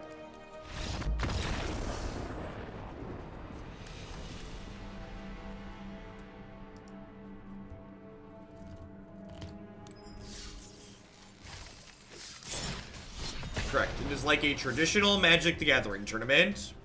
There'll be a bracket that you'll be able to follow on the website smash.gg.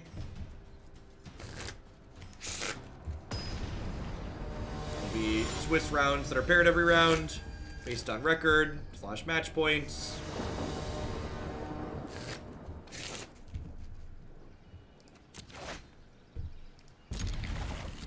That's fine. Not amazing, but fine.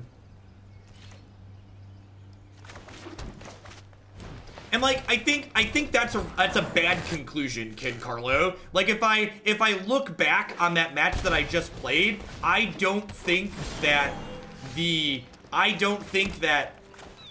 Siege Gang Commander was the card that won either of those games that we played. Like, if you look back and ask me to identify what was important in those games, Siege Gang Commander was, like, this extra thing after the fact that, like, the reason why I lost had nothing to do with. Like, Siege Gang was, like, the final nail in the coffin behind all of the reasons why I ended up losing that game.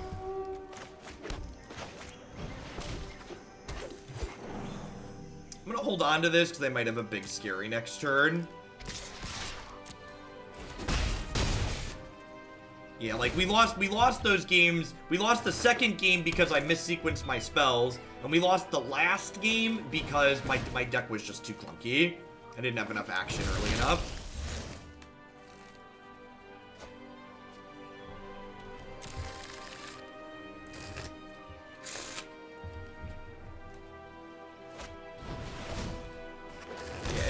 It's very easy to like always blame your deck and like come to bad conclusions and like change your deck after every match you play, but in reality you really don't want to be doing that.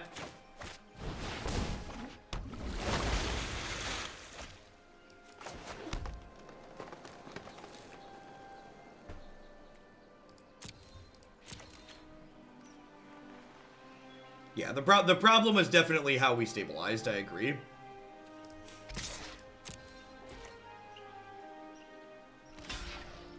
So, this is a mistake on my opponent's part. They should have double blocked here. So now I get to go ahead and do this, and this has trample because of Zegana, so I knocked them to 7. Zegana really showing her power here.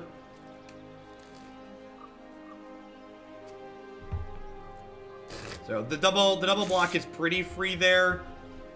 I guess if I have like Colossus, it's not completely free. But yeah, trample's busted.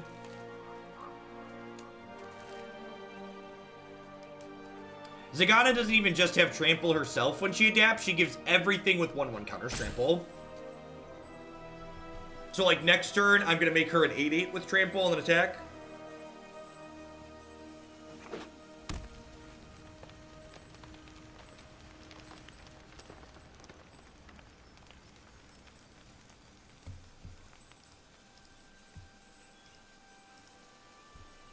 Hey, Jang, thank you for the 14-month resub. I appreciate that. Welcome back. Thanks for keeping me around. Hope you're having a good Tuesday wherever you're at.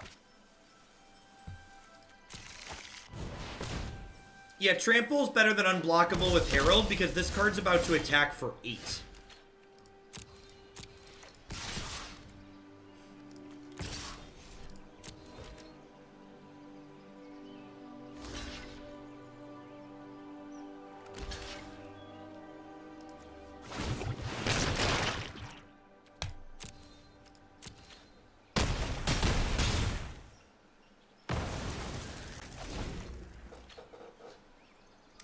They're a teamer deck, so unless they have Incongruity of their own here, they should just be Stone Cold Dead to this 8/8, especially with an Incongruity of her own to back it up. Back it up. Back it up. Do.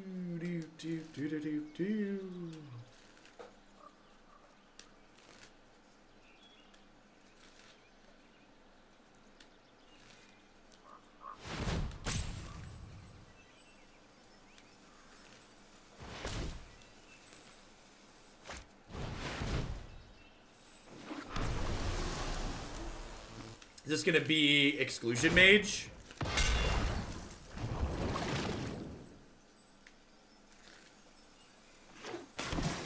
Yep.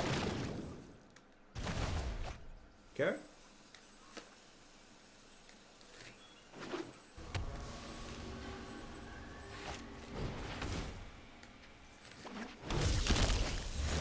Good line by the opponent here. We are en route to stabilization. Definitely need to Incongruity the Prime Speaker next turn.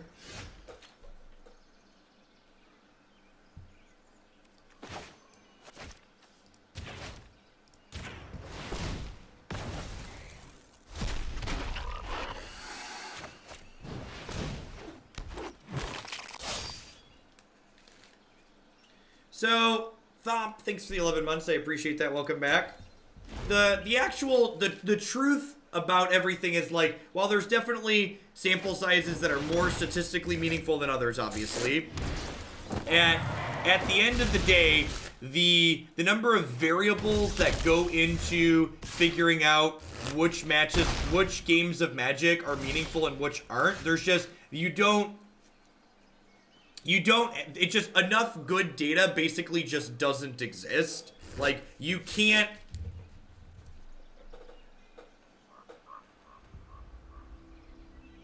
what's the words that I'm searching for? There isn't set lines because there's too many variables. is basically like you're basically asking me like, all right, at what line do you know that you have good data? And the answer is basically just that you can't and there isn't. There's just too many factors. Like, let's say you say, okay, like 10 games you change a factor. All right, well, did you play pre-board games? Did you play post-board games? How did you board when you played your post-board games? How did your opponent board? When you board this way, now they want to change to boarding this other way. Okay, now, like, you played the matchup. Now, what about if you play the matchup where your opponent's deck is, like, 4 cards different? Like, there's a lot of variables that go into it. They're just, like, very difficult to track. Worth noting that Wurm is an absurd draw here. Wurm is just so good because this deck wants more removal spells but doesn't want to have to play dedicated removal spells. So having this card that's like sometimes removal, sometimes threat is very good. Very, very good. Yeah, the actual answer is that, like, at the end of the day, the thing that separates good Magic players from worse Magic players is that good Magic players use their previous experience and intuition to draw, hopefully, meaningful conclusions from relatively small sample sizes.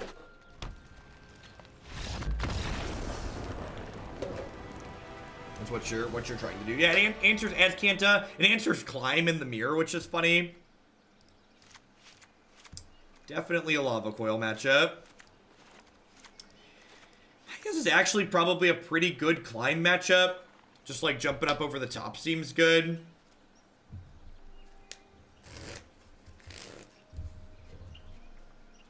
Hey, thanks for the 6 months. Welcome back for half a year, Iceman. I appreciate it. Thanks for shipping your Bezo bucks back this way again.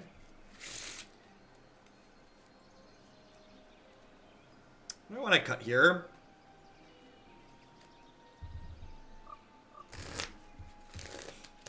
So, Growth Chamber Guardian does gum up the ground. The ground does gum up, but, like, he's good at helping the ground not be gummed up. Maybe I do just get rid of this. Like, is Wildgrowth Walker better than Growth Chamber Guardian here? It probably is. I'll bring in one Vivien to, like, kill their dragon on occasion.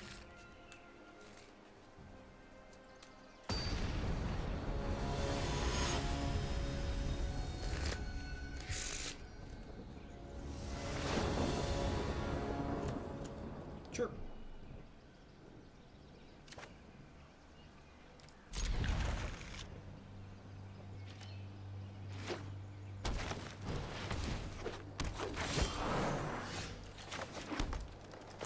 So, the merit to Growth Chamber Guardian is that while I do agree that the gum grounds up in this matchup, Growth Chamber Guardian is part of the reason the ground can gum up. Neither. It's tomorrow.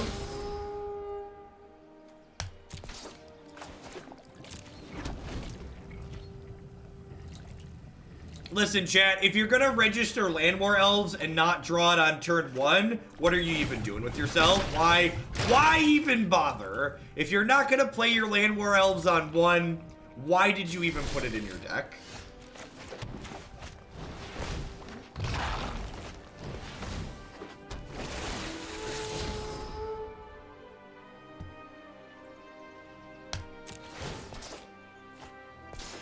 Thanks, Little. I'm happy to be here. My voice is a little bit medium today, but, you know, we'll be okay.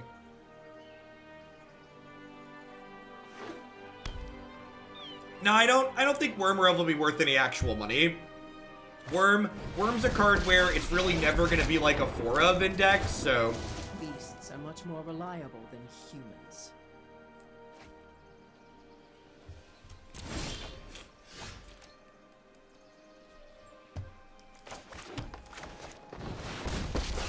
Morning, Jonesy. Every balance comes.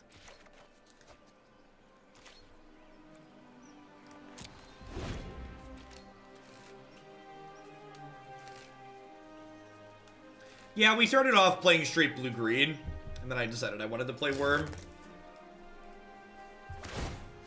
No one knows the wilds like I do.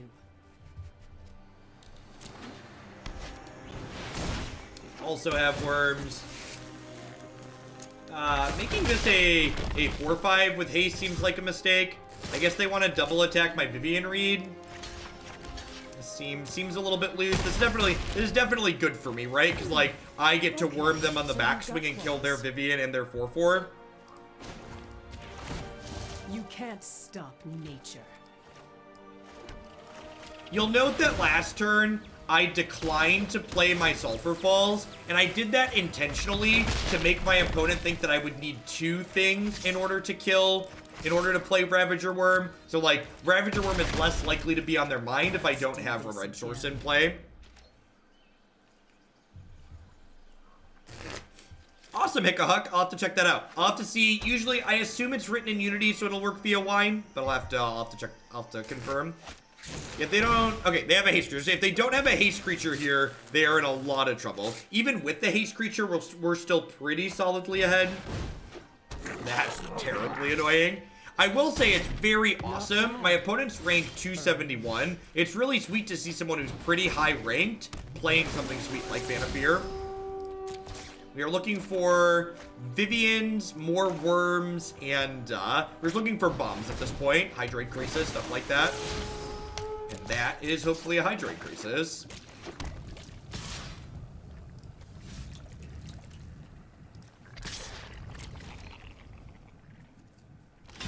I only had one Vivien. You're super right. So we're not looking for more of those then. So I went ahead and attacked with the Ravager Wurm, which feels bad now, but I went ahead and attacked with the Ravager Wurm. Wow, their worm's bigger than our worm, chat. Just so they would have to recast Squeeb. I'm so incredibly sad that their worm is bigger than ours. Fantastic. So this is... So, okay, so I made a mistake here. Did I just play this as a 5-5? I should have, God, I don't know what I want to do here. If I wait till next turn, I could draw an extra card. I'm gonna just make a 5-5. Yeah, Krasis draws more Krasis. Armored Shoes. Thanks for the 6 months. I appreciate the happy hero support. Thanks for keeping me employed here. So this Krasis will be a 7-7 here in a hot second. Here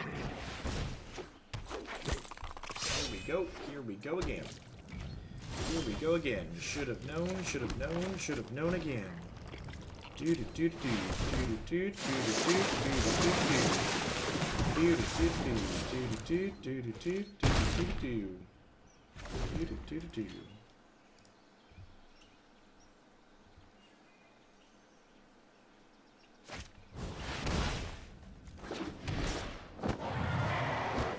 Alright, so they are super dead to this climb.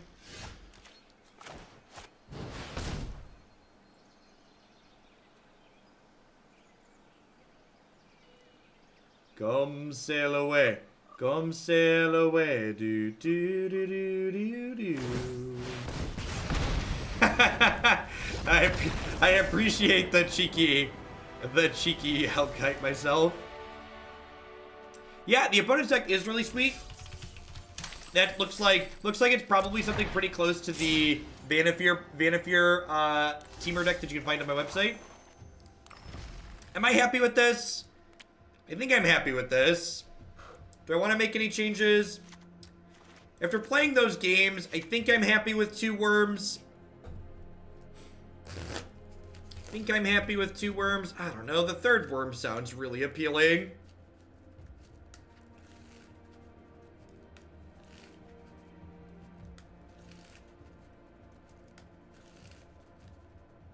I have an hour 45 before I have to submit my deck.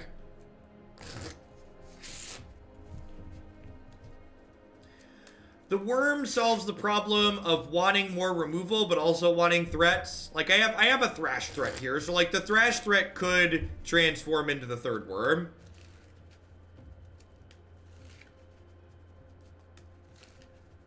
Worm's bad when you die with it in your hand. Thrash threat looks bad replaced with any standard legal mythic. Alright, Bob, thank you for the push I needed.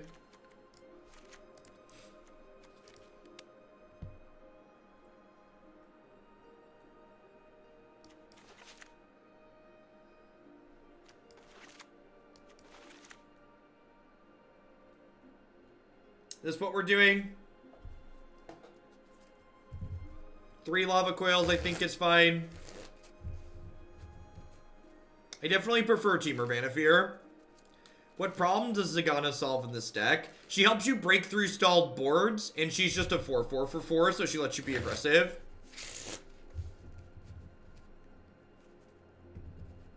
I mean, this deck's not really that clunky. If you look at, we've got a bunch of 2s and 3s, and we have Llanowar Elves to smooth things out.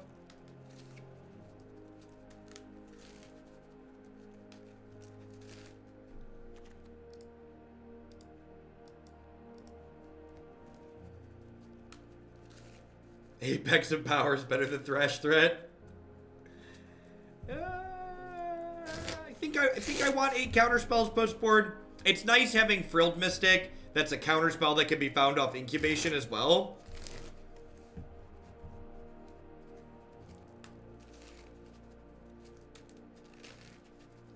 The other nice thing about just like Wurm being our only red spell is I'm only playing 10 red sources in the mana base, so like the reason why we're not playing cards like Dragon and Phoenix is because this is a blue-green deck with the Wurm Splash. So if you look, there's only 10 red sources in this deck. And in order to play double red cards, you need a lot more than 10 red sources.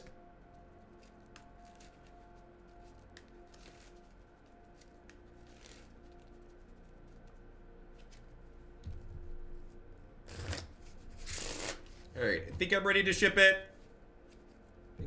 Think I'm ready to ship it.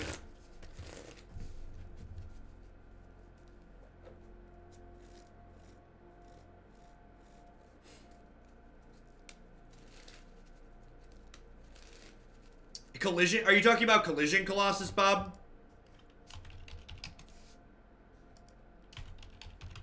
Actually, haven't played. How do you spell Colossus? Actually, haven't played Collision Colossus in this deck. Tree is pretty good, and there's a lot of flying creatures in the format. I'm just not sure. I'm not sure how I'd fit this in. Like, this would probably have to be over the 3rd Wurm. Colossus is definitely very good. And, like, this is more removal against Mono Blue, which, like, Mono Blue's kind of an all Doomblades on deck matchup. Colossus is very good with Climb. You are not wrong.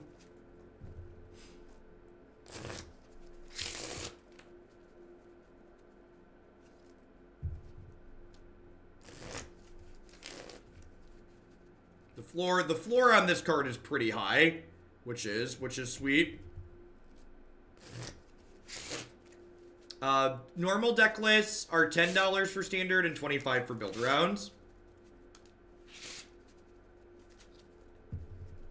Yeah, Growth Chamber Guardian's much better than Incubation and Druid in this deck. Incubation Druid says you want to go long, whereas Growth Chamber Guardian's a card that helps you be aggressive.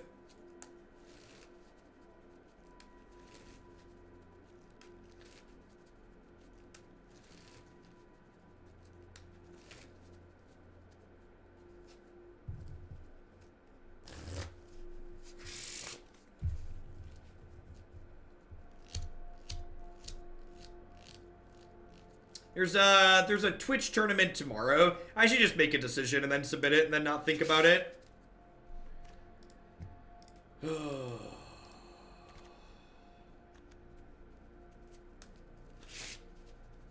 I guess I have 45 minutes. I have an hour and a half.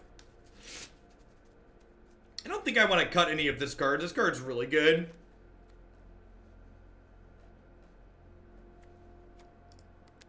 This has 29 creatures. I could just play more spells in it. I don't think I...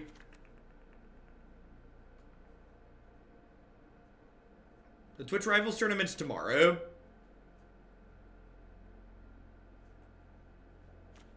I could, like, do this.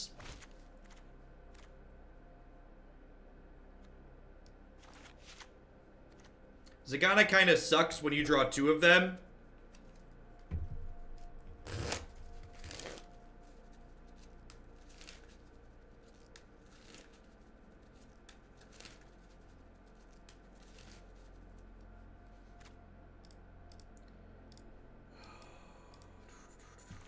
People trying to make card recommendations, please read the stream rules or read the card rec command, please and thank you.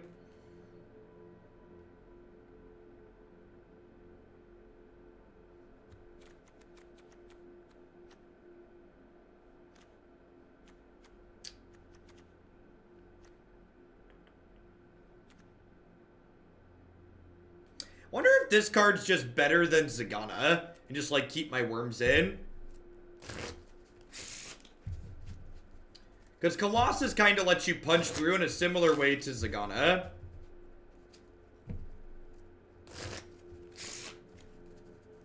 Yeah, two worms is probably fine.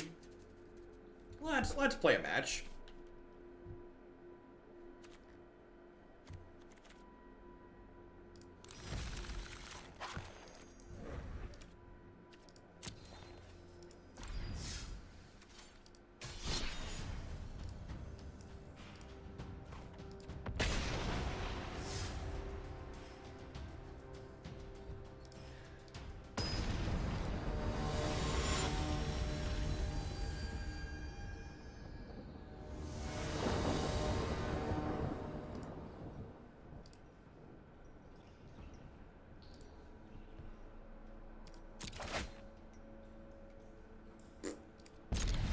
Good.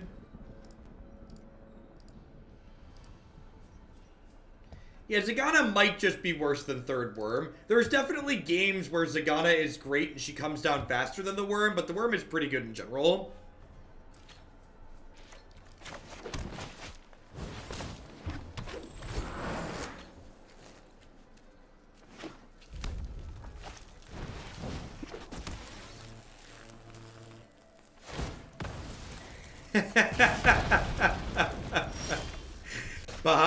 Bob with the A+ wisdom. Thanks, Team Plugger. We go all out. We don't partially meme here.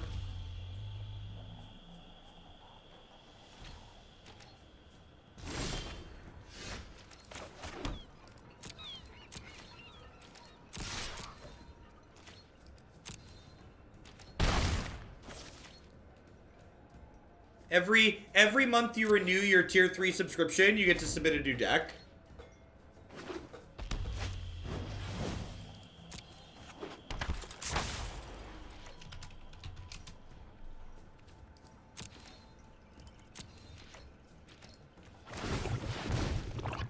Oh, you know what? I should have done this in response to the Lava Runner, because they could have had Wizard Lightning. I should have done it in response there.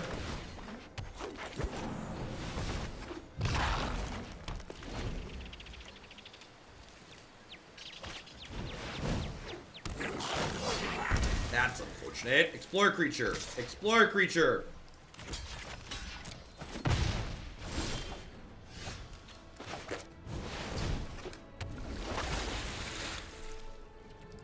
Can we appreciate how much better this Zegana is than a worm at the moment? We just like take 30 seconds and appreciate how much better she is than a 6-mana card. I'm gonna no blocks here. No reason to get blown out by a shock.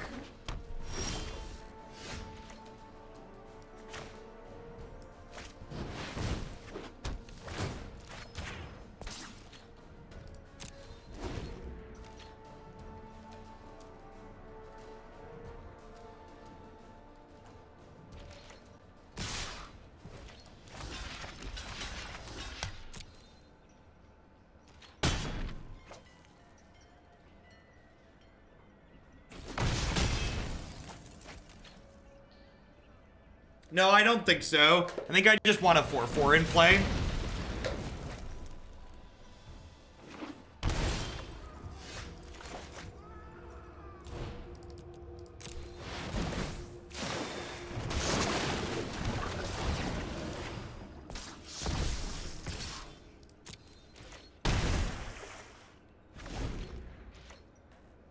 All of the decks that I play on this stream, AY Buddy, are viewer-submitted deck lists. They in no way reflect my personal preferences.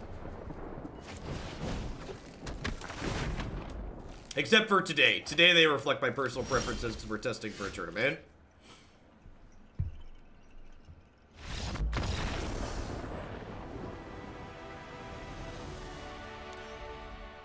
Yeah, Krasis is good in basically every mid-range deck.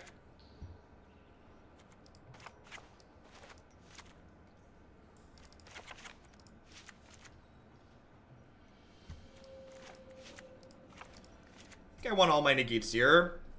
I think Wurm's better than Krasis on average in this matchup. The Incongruity part of this card is not fantastic against red, but the Incubation half of it is very good.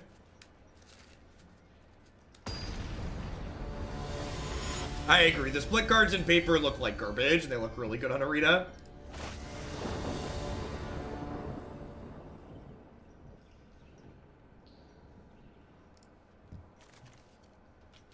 It's not amazing, but it's fine.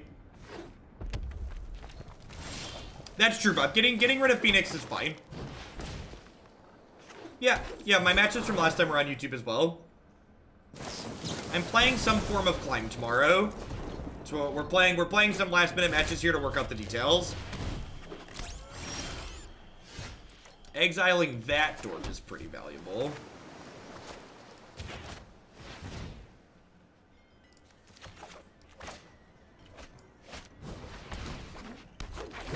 That might happen next turn. Chain Whirler would be pretty bad for us here.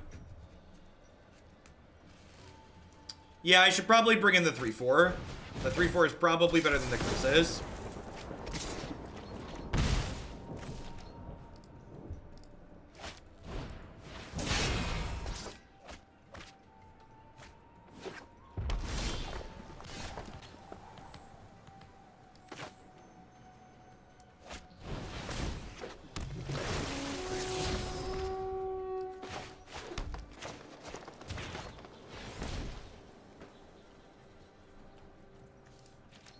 The 3-4 also kills Experimental Frenzy, which makes it valuable too.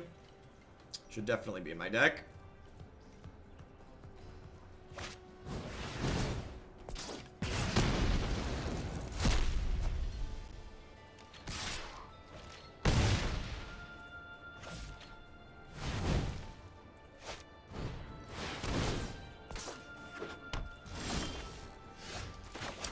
It's a great draw.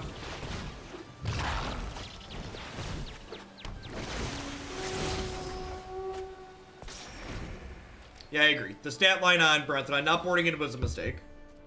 Usually I board it in. I changed enough things that my in and outs I didn't line them up.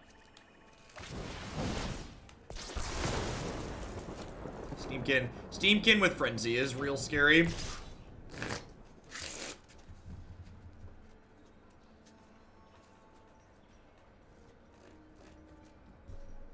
I'm not gonna block here because I have Negate in my hand and a Branchwalker, so I can make this bigger and protect it next turn. Please miss, please miss, please miss. Come on. That's so brutal.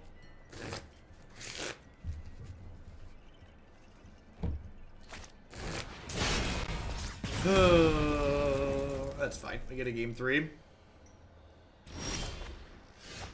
Gosh, should have been so good.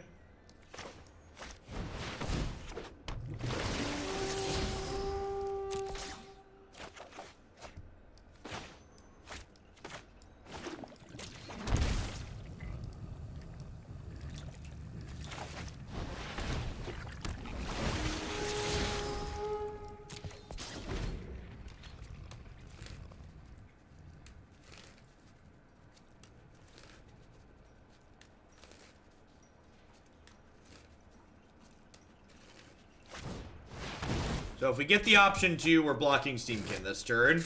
If we get the option to.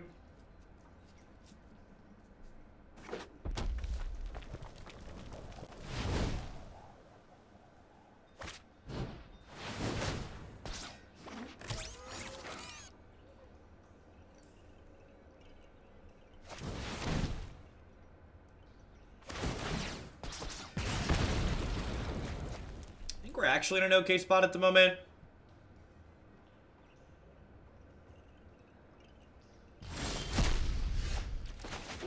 If they don't just run 9 points off the top this turn, I think we're actually okay.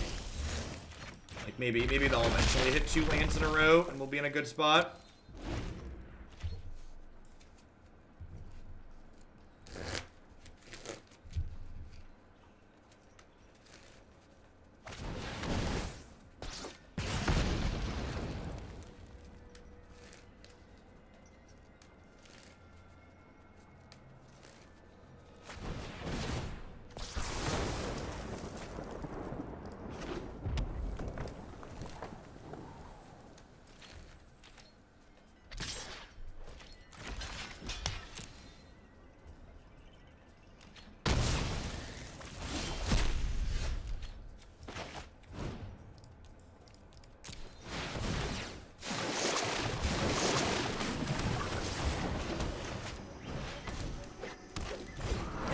This is the scary part about Frenzy. Like, when they eventually hit a bad Frenzy turn, they just, like, pop their Frenzy and then have 7 cards in their hand.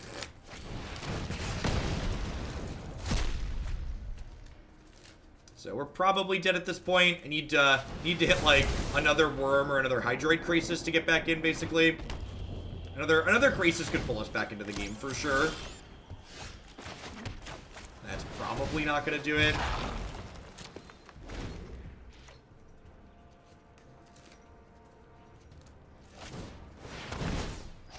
Yikes, they have Theater too?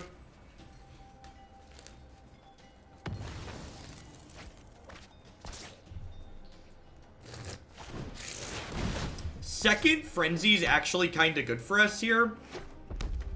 Just because it means they're more locked into playing off their deck and not the cards in their hand.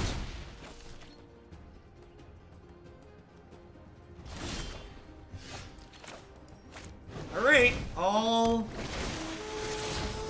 things considered, that's a really good draw.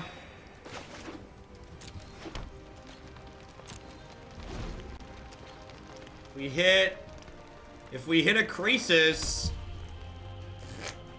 if we hit a Krasis, we could be in this game.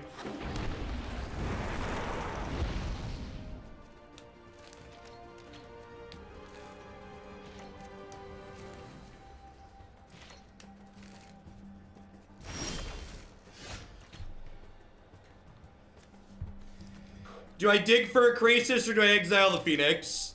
God, if I hit a Krasis, I have 4, 5, 6, 7, 8, 9, 10. I'd Krasis for 8. I think I dig. I think it's right to dig. We're gonna miss and feel bad, but I think it's right to dig. Do I Jadelight or Zegana? Jadelight gains me 6.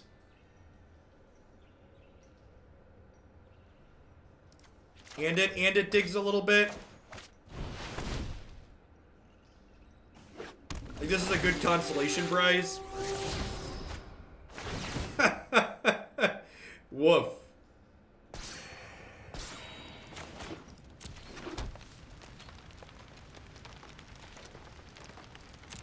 Alright, well there's 4. I think I boarded out my 4th Krasis. Oh, you know what? One of my Krasis is exiled. That might have been wrong. It might have been better to exile this just because I had 2 Krasis down. I think there's only 1 more Krasis in my deck.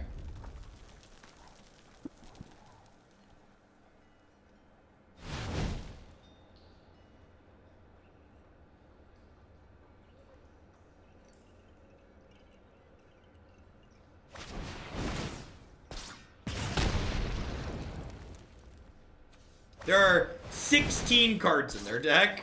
We're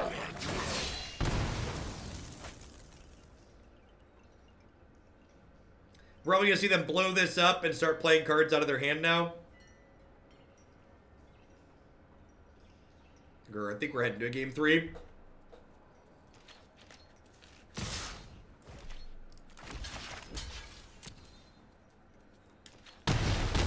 I don't know. If we draw the 3rd Krasis, we're still playing Magic. We'll take a draw step at the 3rd Krasis.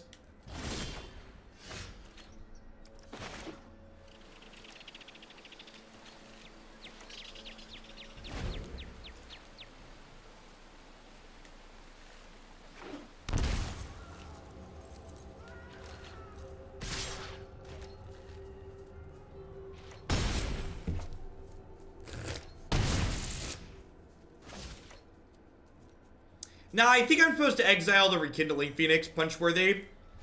I think exiling Bird is what I'm supposed to do.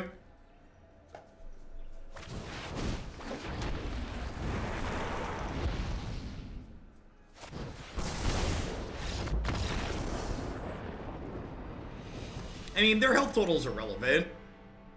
So, not having Brontodon in my deck was also a mistake I made that game.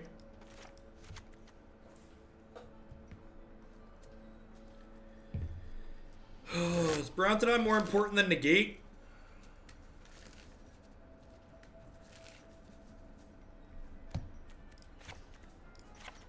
Do this. Let's do this. I know we got to a point that game where all we wanted to do was draw Krasis, but I think 4 Krasis and 2 Wurm is probably wrong. Especially with 4 Incubation to find them. Stop it, Pikes, you're bad. Don't cut your Llanowar Elves against the red deck. I get it.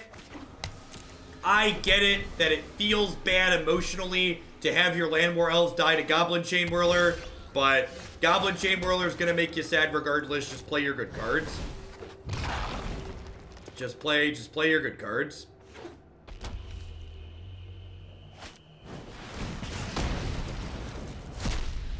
Llanowar Elves is very important for not falling behind in matchups like this. Very, very important. I think it's right to play this, tip my land drops. That feels bad, but just need lands as well.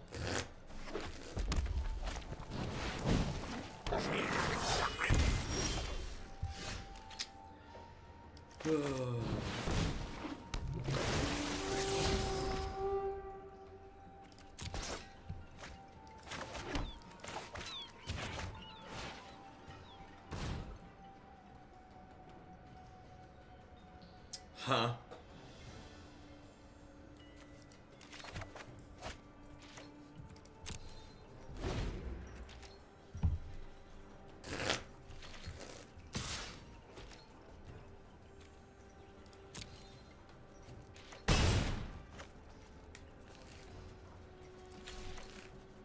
Maybe I'm supposed to double block there just to make their spectacle cards worse. Like, obviously they could, like, use a removal spell and blow me out, but...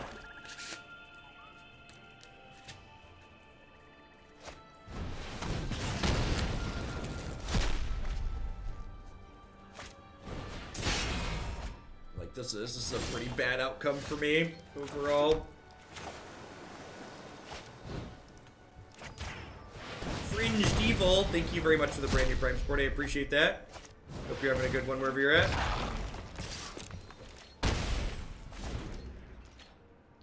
So if they have a land, they're going to go land, Steamkin, Skewer my Wildgrowth Walker.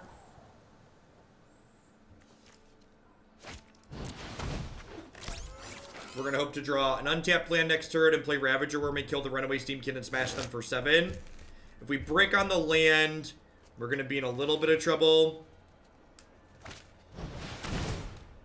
If we hit the land, I think we're ahead.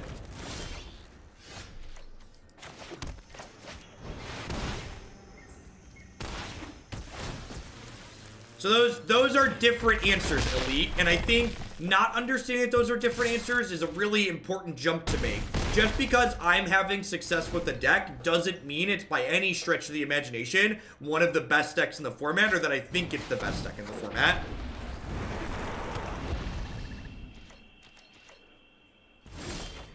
What's going on, Elgarth?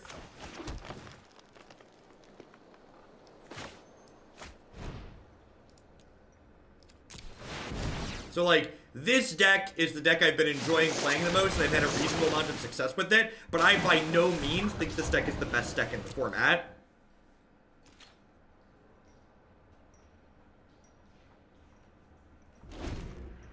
Second Wurm is really good here. I'm not blocking if they attack with this.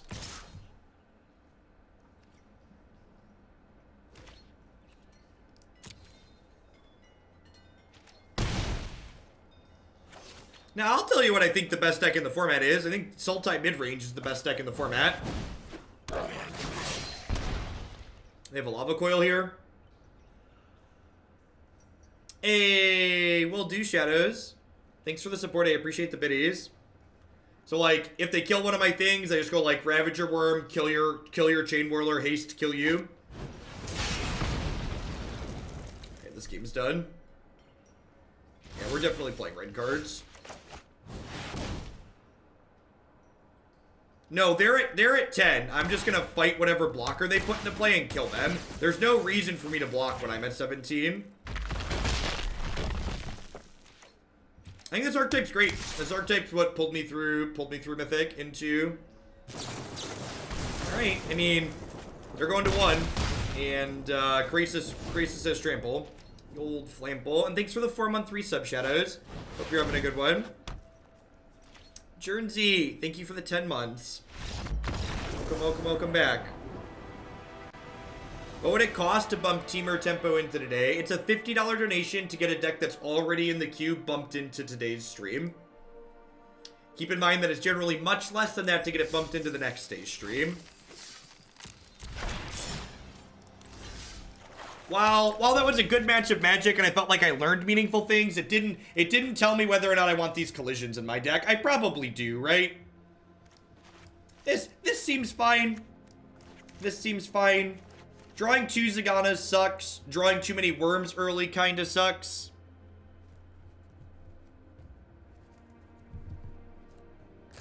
We had a collision and won the match. Is it crazy to put a 3rd worm? Someone else had mentioned 3rd worm in the sideboard. I wonder if that's crazy. I wonder if 3rd worm in the board is crazy. Do I need 8 counter spells? Like I could trim the 3rd Frilled Mystic maybe.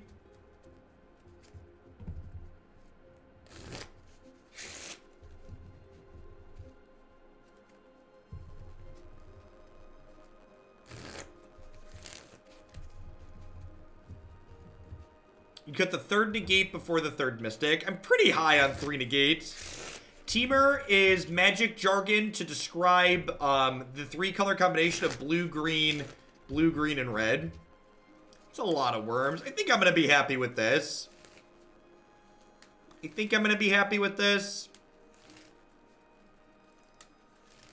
Is it crazy to cut the 3rd Climb for a 3rd worm? Because, like, this card lets you jump over in a similar way to Climb, right? Yeah, look at why the day get into a same place. Like, these cards provide similar boosts, right? And, like, Climb and Worm are both kind of mediocre against aggro, and Worm's arguably better against aggro.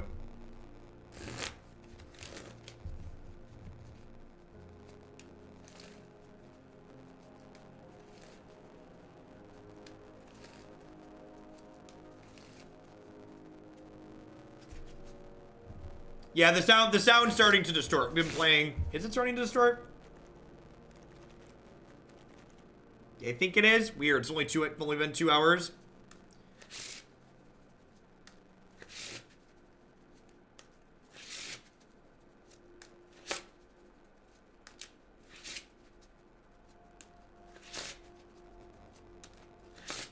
The other upside to playing another worm is that it gives us a 28th creature.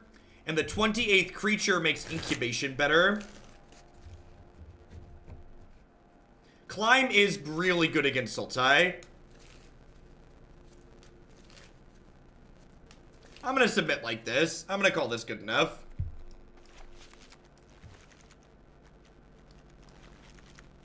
I'll restart before we play the next deck to fix the audio buzz.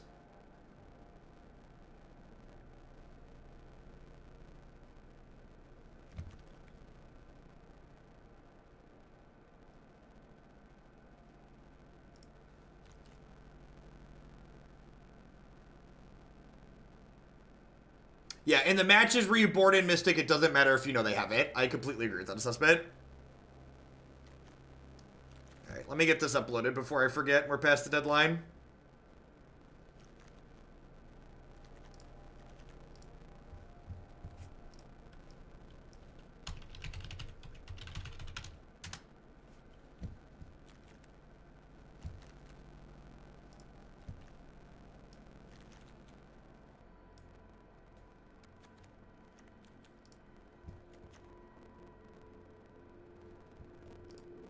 I think Climb is good enough against Sultai that I want 3 of them.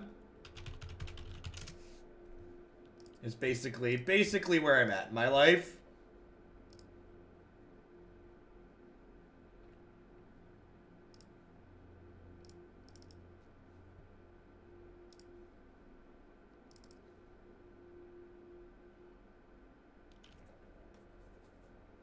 Deadline for deck submission.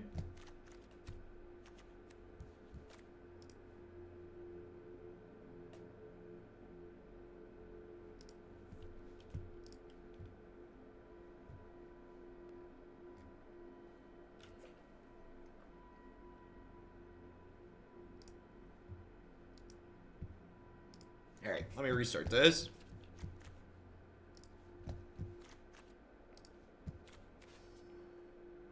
Yeah, we've played against a little bit of everything. For people that want to see more of that deck, we've played a ton of that deck in the past. I'm going to be done. You're going to be able to see me play it all day tomorrow in the Twitch Rivals tournament. You can also find a ton more matches with that deck on my website.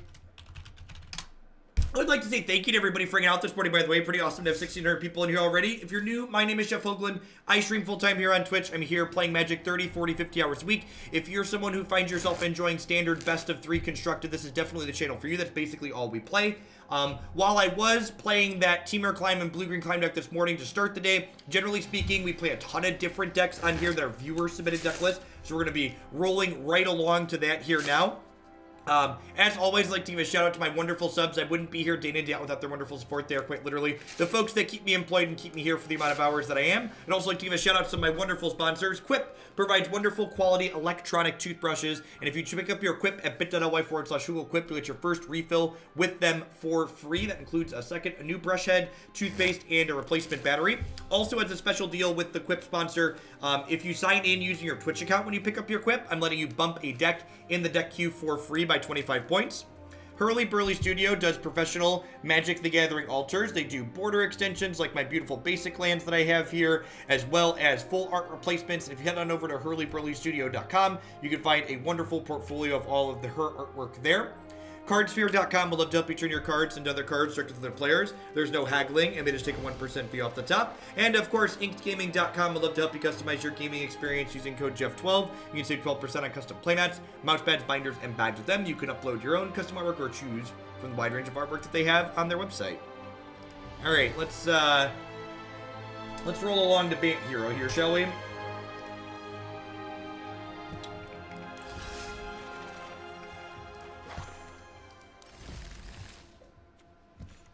I need a hero. Do do do do do do do do. This is kind of like Bant Hero, kind of like Bant Angels, a little bit of a mix. We'll update the stream decker here momentarily. I'm gonna post on Twitter real quick. If you can't watch all day during the day and you want to get the highlights of which decks I am playing throughout the day, always follow me on Twitter. I tweet every time we change deck plays.